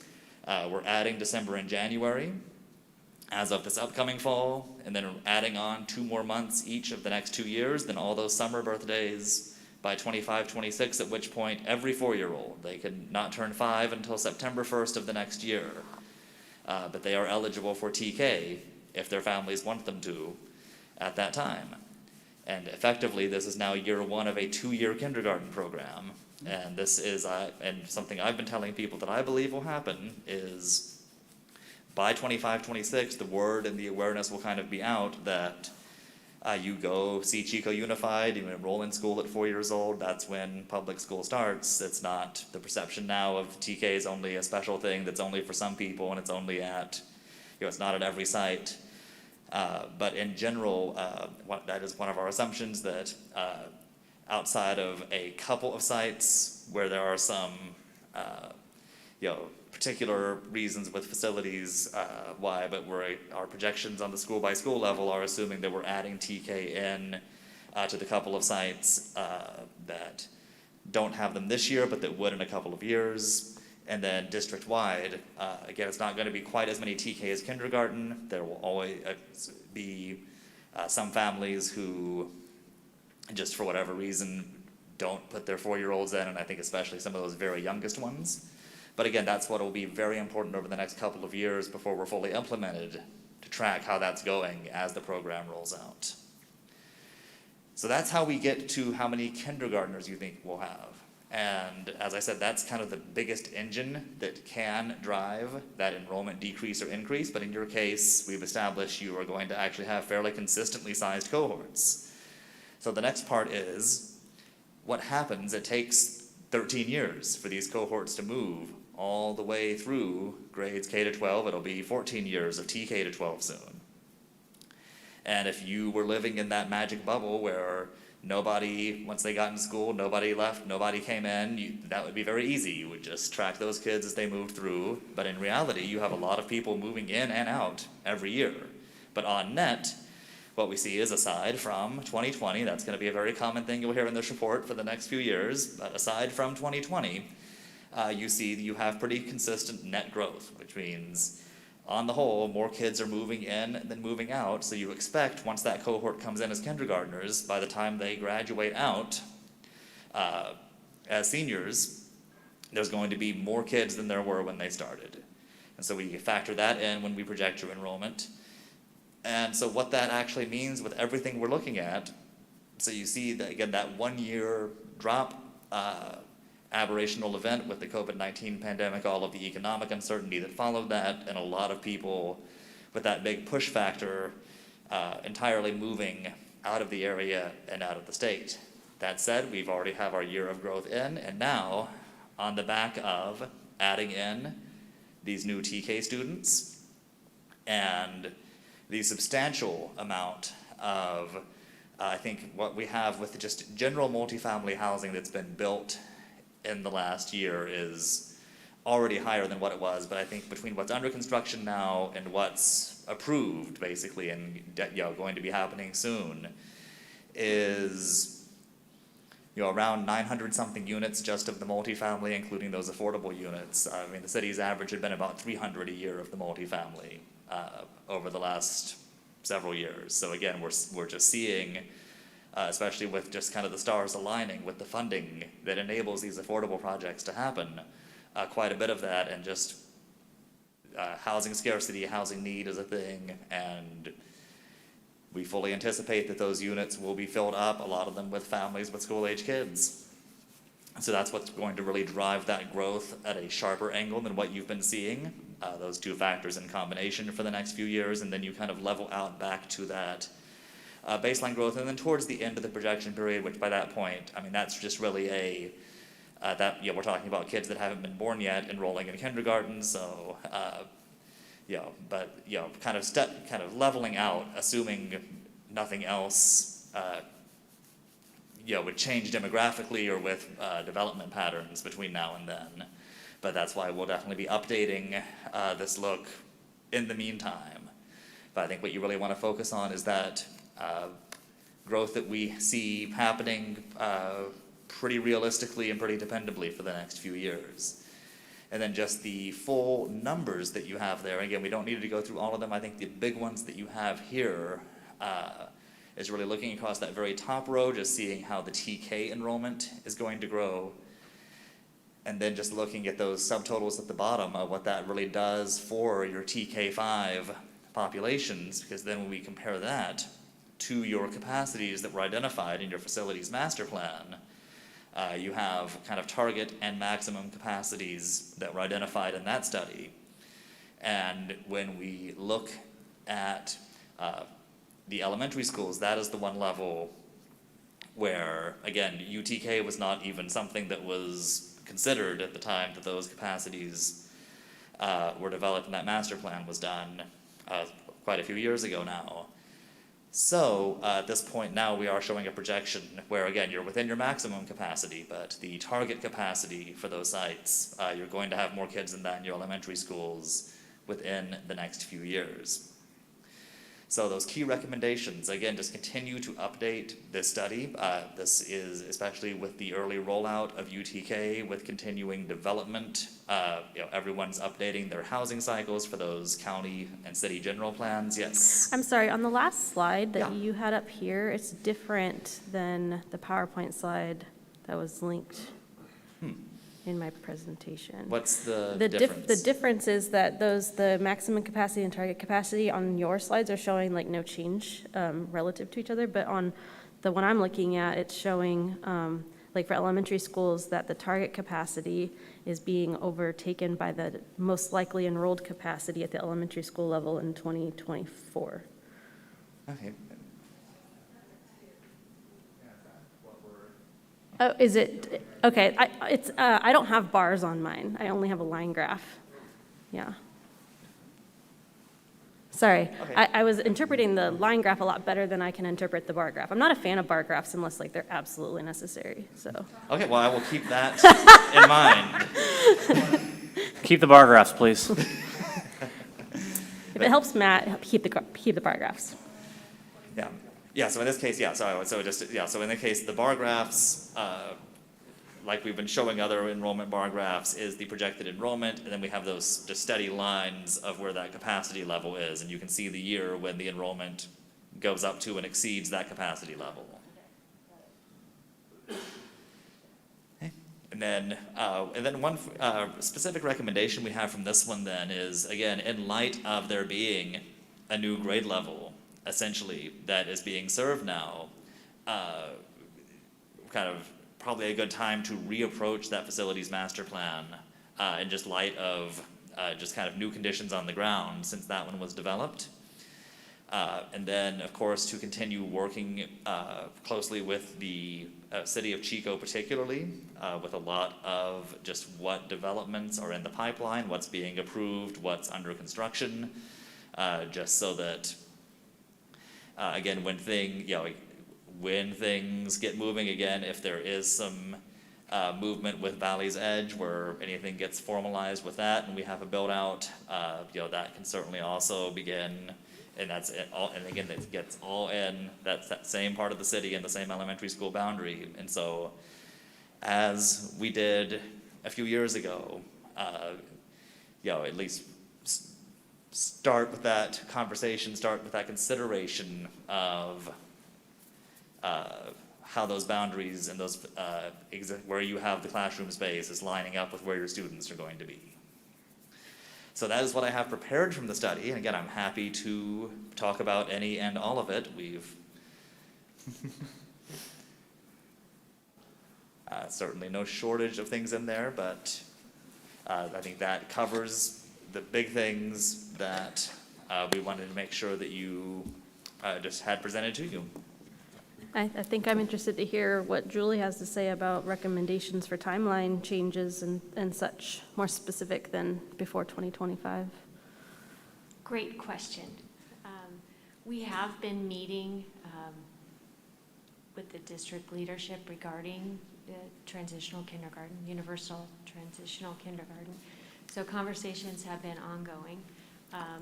At this point, we think we have a good plan for the first year, for next fall. But obviously, it's something that we need to all put our heads together and, develop maybe changes to our facilities master plan. Adding a whole new grade level to every school in the state of California is going to make big changes. Obviously, the facilities needed for UTK are very much different than a regular, 960 square foot math classroom. So there is going to need to be a lot of careful thought put forward for that. Dealing with the residential growth in the city, I think we have proven to be very nimble with changing the rollout of our master plan when necessary to make sure that we are providing capacity in those growth areas, and that is also something that's going to need to be discussed. We do have a facilities committee meeting scheduled for next week. Dr. Kaiser and Trustee Robinson are the board representation for that committee, so we are digging in immediately.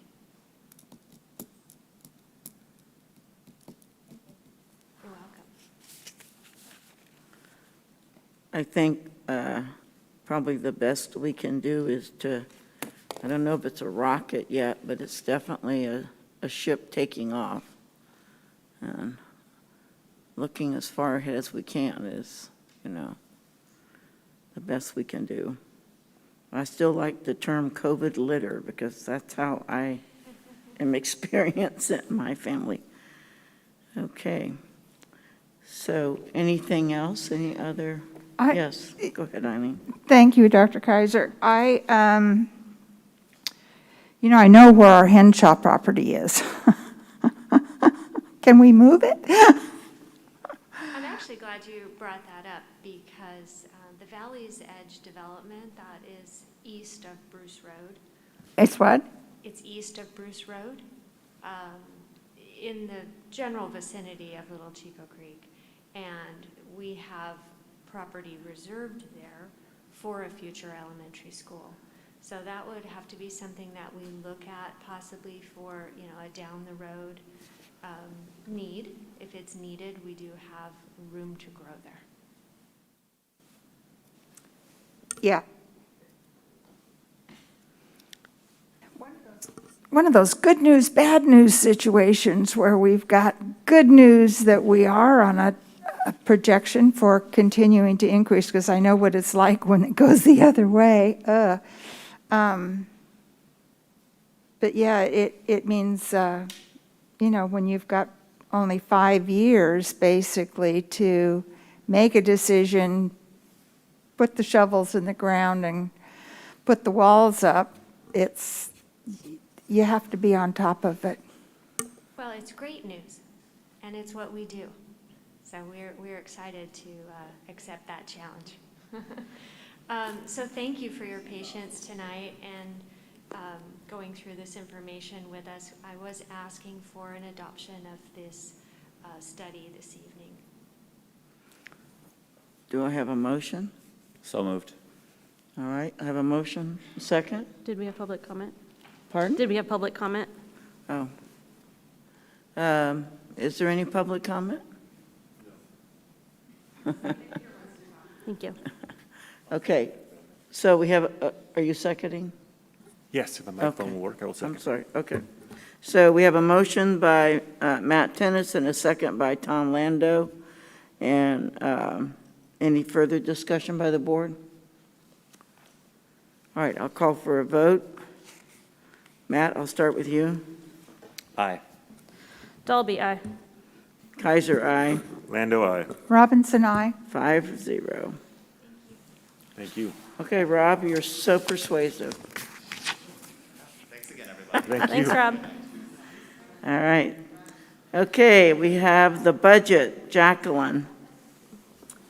Yes, good evening, Board. So before you this evening, we have the fiscal team here to present our second interim budget presentation. So these are changes that have happened to our current year budget since we presented at the December regular board meeting. So I'm going to have, Excuse me. bless you. I'm going to have Marie kick it off, and then Sharice will take over, and then I'll wrap it up. Okay. So major themes of the budget tonight, average daily attendance, hold harmless provision for 21-22, the effect of COVID-19 on attendance percentage and projected enrollment, COVID relief funding, and PERS and STIRS annual pension costs. First major factor is ADA projections. This slide should look familiar to you. You saw it at first interim. We're funded on average daily attendance, which is kids actually attending school. And historically, average daily attendance is about 95.5% of enrolled kids.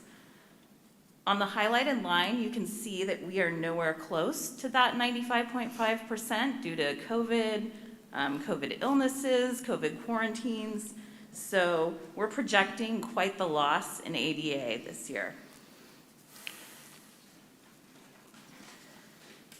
On this slide, you can see that even though we did dip in ADA, 21-22 projected, our funded ADA is still at that 11,830 number that we earned back in 1920. That's the hold harmless provision that we were talking about. So we won't feel the effects of that until next year. But there is also a proposal on the table to allow 3-year averaging, which would really help us out. Jacqueline is going to talk about that later in the presentation. Okay. This slide shows the COVID relief funding that we were allocated. It was a lot of money.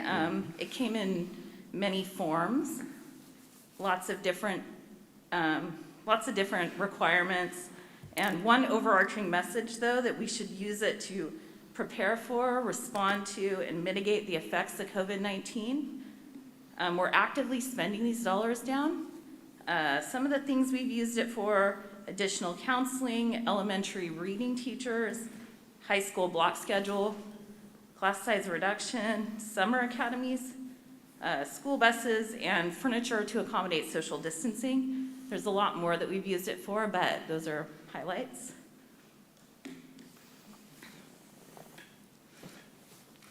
Alrighty, good evening. So some major assumptions. A couple of these have stayed the same as they were when we brought the budget to you at first interim in December. So those first 2 bullet points, the local control funding formula, the cost of living adjustment, still that 5.07. That was a part of the state adopted budget, hasn't changed. And then, as Marie mentioned, we were funded this year on that 11,830 average daily attendance. Unduplicated students went up just a tiny bit, so it's 53.12 right now. And then the salaries and benefits that we used to do our projections were as of February 15th. This slide shows our income statement. So that unrestricted funds, the majority of that is our local control funding formula. As you can see, we still have a change in fund balance that is positive of 1.5 million.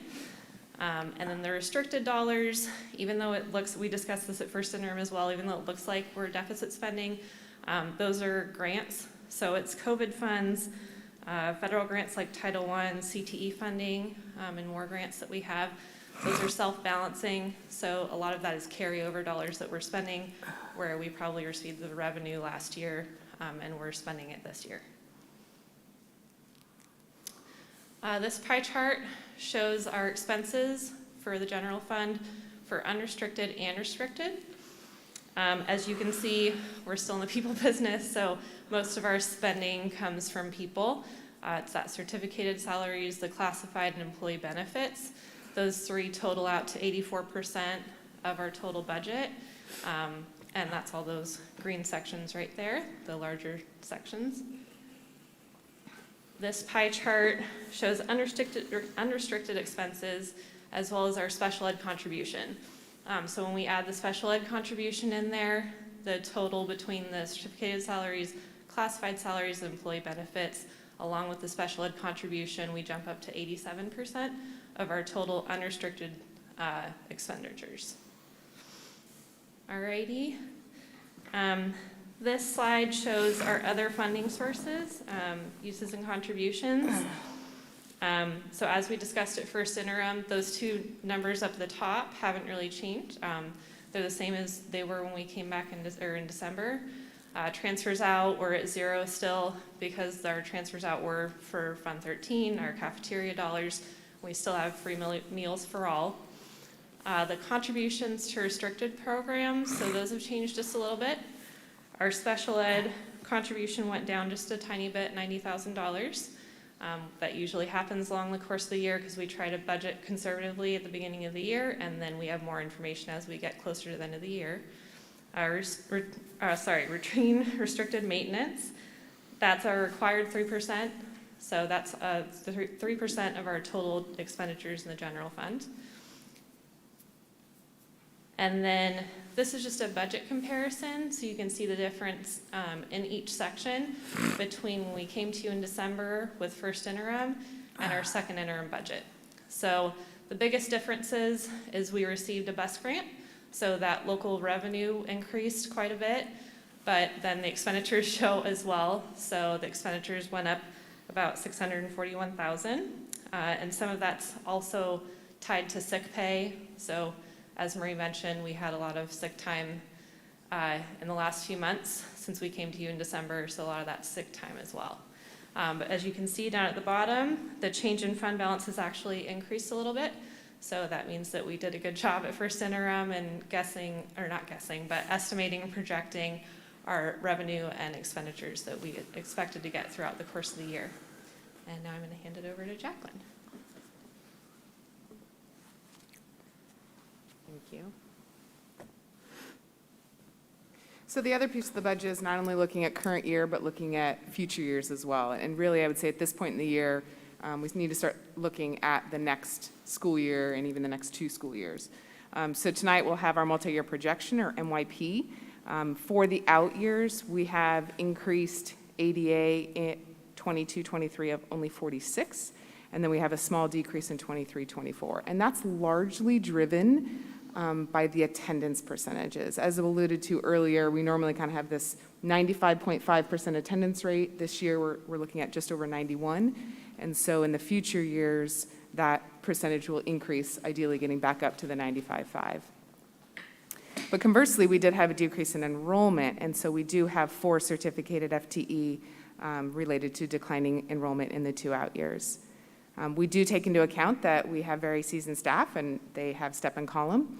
We have changes in person STRS rate via guidance from the state, and inflation for utility expenses and insurance. So as we build more buildings, our insurance costs go up. Clearly, fuel is a big one right now. I actually heard from Bob Ontiveros, and our diesel per gallon is up about $1.27 over the last couple weeks. So those are real costs.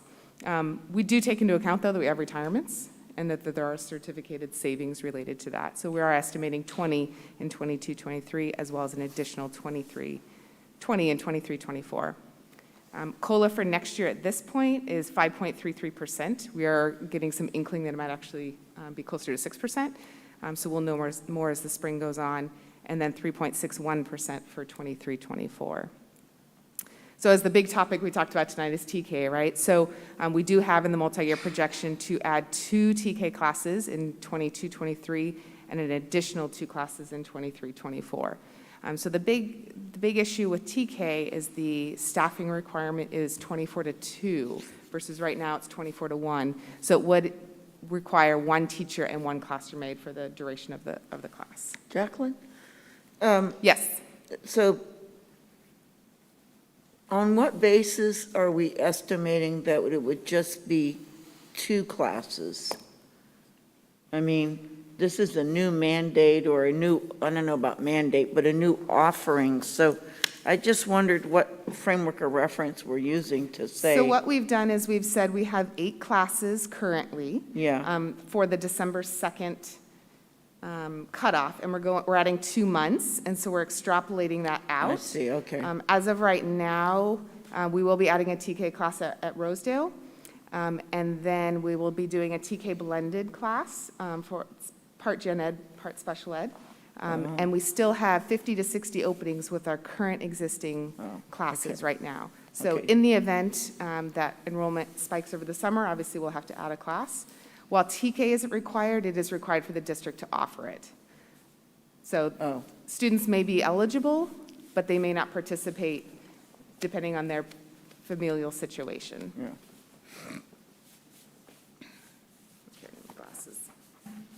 Okay, so this is the unrestricted side of the multi-year projection.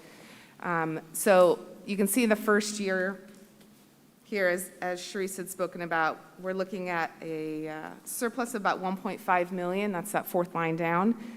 The big thing I want to point out is in 22-23, right now we are projecting a $3.8 million deficit. And that's that funding cliff that we've talked about multiple times. But this is based on what is currently in statute, which is the greater of prior year or current year ADA. And so that's where, the 700-800 kid difference between 1920 is really going to impact us. But I am pleasantly happy to say that we do still have undesignated fund balance, so we can weather that storm, because you can see in 23-24, then we surplus about $1 million, which on a budget this size is about break even.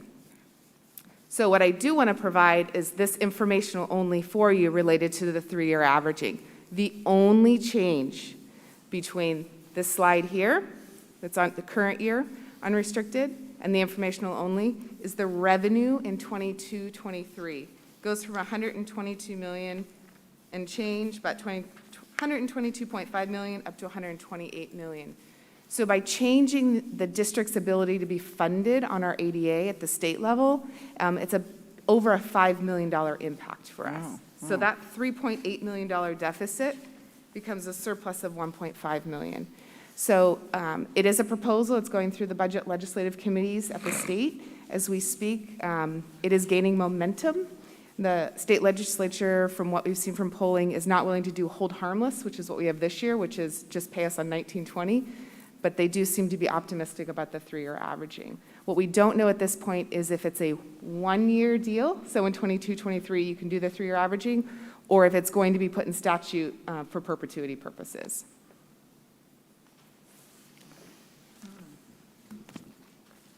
So the other piece that we always talk about is the impact of PERS and STIRS and the rates. You can see these are prior years. It's been definitely a financial burden for the district to pick this up. Next year will be an exceptionally large hit.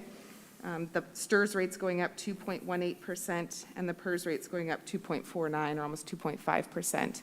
At this point, the STIRS rate then will stay flat for 23-24, and right now a very small increase on the PERS. So for the district, it's about 30,000, which is basically flat. So we are optimistic that these are starting to level off, but it really does depend on the investments of the PERS and STIRS agencies. So cash flow is always the important one. We need to have money in the bank to issue checks. Very similar pattern year over year over year, and that's how our state and federal dollars come in, as well as you can see in December and April that we get property taxes from the local counties, so that also elevates it quite a bit. We do have a substantial amount of COVID relief dollars that we've received that we're actively spending down, but that has helped our cash position. So you can see the dotted line here is for the current year. We're projecting to end just over 40 million. And our healthy reserves certainly help with our cash position as well. So our budget certification, the district self-certifies, positive, qualified, or negative, as you can see on the screen in front of you. We are self-certifying positive. We have the ability to meet all of our obligations in the current year, plus the 2 out years. So pending board approval tonight, we'll submit the documentation to Butte County Office of Education by March 15th. They will review and send a letter based on our assumptions and our budget. So then going forward, it says begin conversation. In reality, we've already started the conversation for 22-23, actively working with the Ed Services team to talk about that program. We've started the LCAT meetings. We had our first one last night. We'll get feedback from that. Continue to adjust our staffing according to enrollment and students registering at all levels, kindergarten all the way up. And then come May, we'll get the May revise, or the governor's revised budget. He'll have property taxes from April, so he's able to give better estimates at that point in time. And then we'll be back a month later at June in conjunction with the LCAP to give you an update on an estimated for the current year, as well as our proposed budget for the following year in 22-23. Any questions this evening? So the context for the action is for us to approve this as a positively certified. Approve the budget with the self-certification by administration that it's positive, yes. Okay. So we can send it off. All right. So any comments from the audience? Just thank you to the team for all the work you do to, first of all, nothing's a surprise. You guys have been telling us where we were headed, and there we go. I love it when there aren't surprises. All right. Discussion, motions from the board? I'll move to approve the second interim budget for 21-22. Okay, so Caitlin's moved, I'll second that. and Tom seconded. Okay, any further discussion? All right, let's have a vote. I'll start with Eileen. Robinson, aye. Lando, aye. Kaiser, aye. Dalby, aye. Tennis, aye. All right, 5-0. I think that's pretty good math, right, Jacqueline? Well done, Dr. Kaiser. Okay. All right, and so number 3 is the resolution 1575-22, interfund borrowing between funds. Sharice, all right, you're Hello, back. Me again. Alrighty, this should be pretty quick, guys. So the resolution before you tonight allows Chico Unified the capability to borrow between funds. We have 2 programs, our nutrition services program, as well as our state-funded preschool program. Both of those are reimbursement-based. So Ed Code states that as of the 4th Monday in April, all funds have to stay cash positive, and those 2 funds operate outside of our general operating fund. So we come to you every year to make sure that we get approval to move money temporarily between our general fund and these 2 funds, just to remain cash positive. All right. Any comments from the public? No. Any comments from the board? All right, can I have a motion? I move approval of Resolution 1575-22. Okay, Eileen, second? I'll second. Okay, Caitlin? All right, so any further discussion? All right, so let's start with Matt. Tennis, aye. Dalby, aye. Kaiser, aye. And do I. Robinson, I. Okay, you're a perfect number again. Thank you.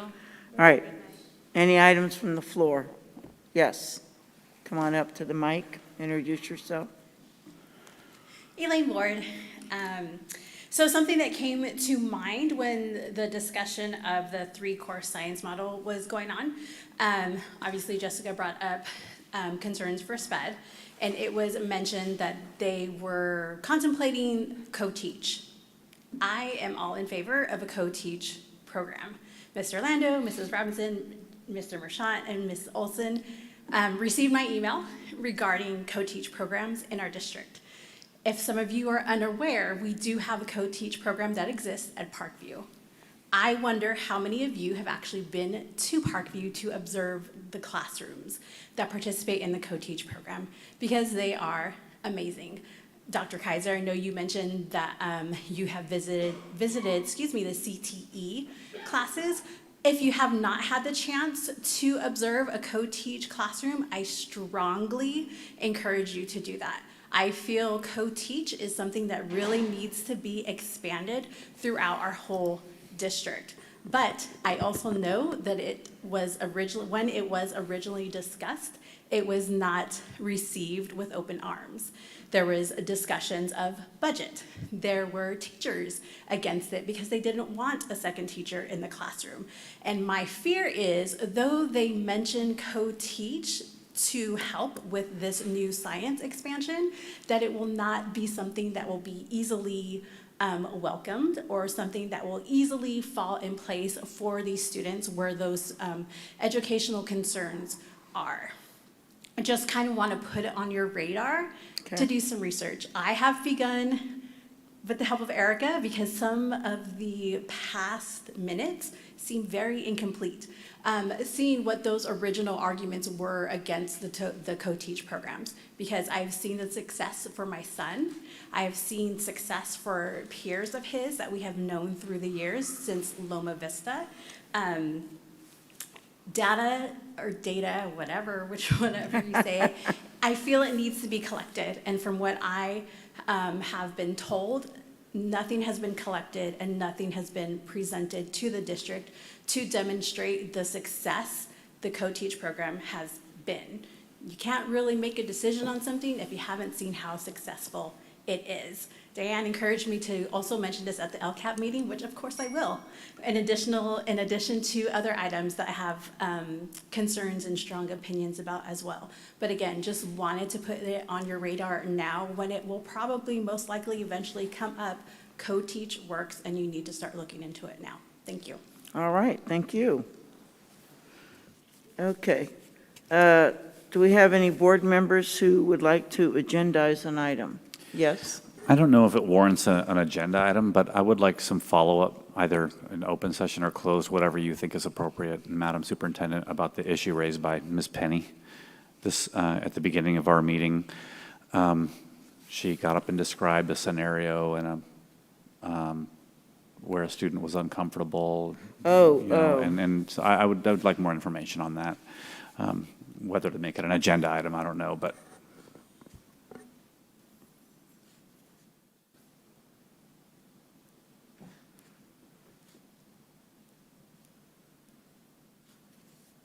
Kelly, was that nod that doesn't, okay, doesn't need to be a motion, okay. Okay.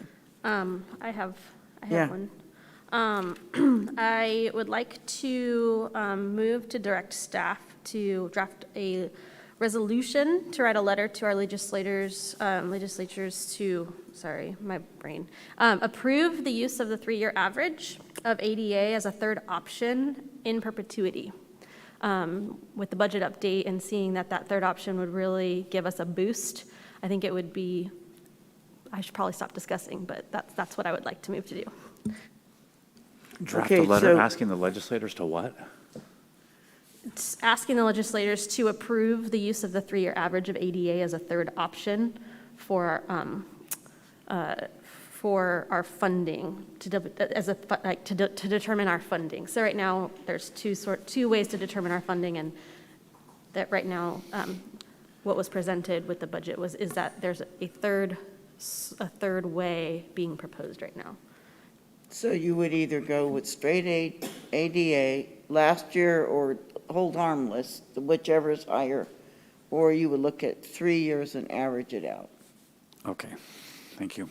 Okay? So just for clarification, the 3-year averaging is a proposal in the governor's January budget, and so it's going in front of the legislature over these next couple of months through the budget subcommittees to determine if that would be a viable option moving forward. So your suggestion is, Is for us to draft a letter, or to have staff draft a letter for us to approve, to send to them in support of that 3-year ADA average as a third option in perpetuity. okay, Seconded. Noted, and I'll bring that back. all right. Okay, anybody else? Okay, I would like to, Yes. okay, I would like to suggest that we no longer have, Hold oh, up. I'm sorry, okay. We need Oh, to vote all on right. agendizing the letter. Okay, so the motion was to have staff draft a letter approving the use of a 3-year average ADA as an option for funding. Okay, I'll start I with, think what our intent, I'm going to borrow your intent, was currently it's a 1-year, 3-year. We want it to be an ongoing, so that this 3-year averaging slides forward. Is the 3-year averaging even approved yet? No. No, it's not even approved yet. So we got a presentation of how much money it would actually help us save if they approve that 3-year average, but that's not even approved yet. What you're supporting is that we support it as an ongoing 3-year slide. No, I'm saying that, so it's, right now, that 3-year average is being proposed as a 1-year thing, and I'm saying, but it let's. hasn't happened yet. Yeah, but I'm saying that I would like us to draft a letter to ask for it, not just for the 1 year, but in perpetuity, not 3 years, but for forever.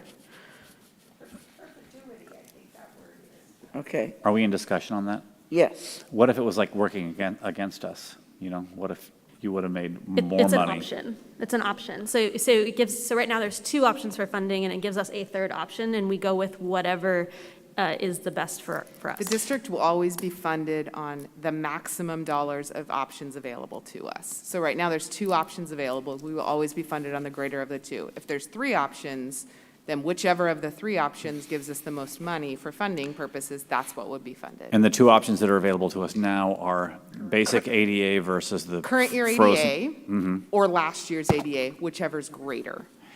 And is that a COVID thing, or is that, it's always been that That's way? in statute. That's been in statute for a long time. And so this would add the 3-year average to your list of options. So it's especially advantageous for districts that are declining in enrollment, or at least had 1 or 2 years, even if there's a V, because it kind of softens that decrease so you can react better to making budget changes on the expenditure side if you have less revenue. But we're gaining in enrollment. So in theory, it'd be, well, I mean, like right at this moment, Yeah, for gaining an ADA, we would fund on the current year, because that would be the greatest number. And statewide, though, this policy would benefit districts that are, Decline. that are- It would Probably- benefit most districts, because most districts in the state of California are declining. Yeah, I would say probably the most at-risk districts, like especially rural areas where, there's a lot of reasons that, there might be struggling with their enrollment. well, urban metropolitan districts are struggling with their enrollment, right? I mean, they're shutting down schools in places like Oakland and stuff like that. Yeah, so most districts, it would help a lot on most districts.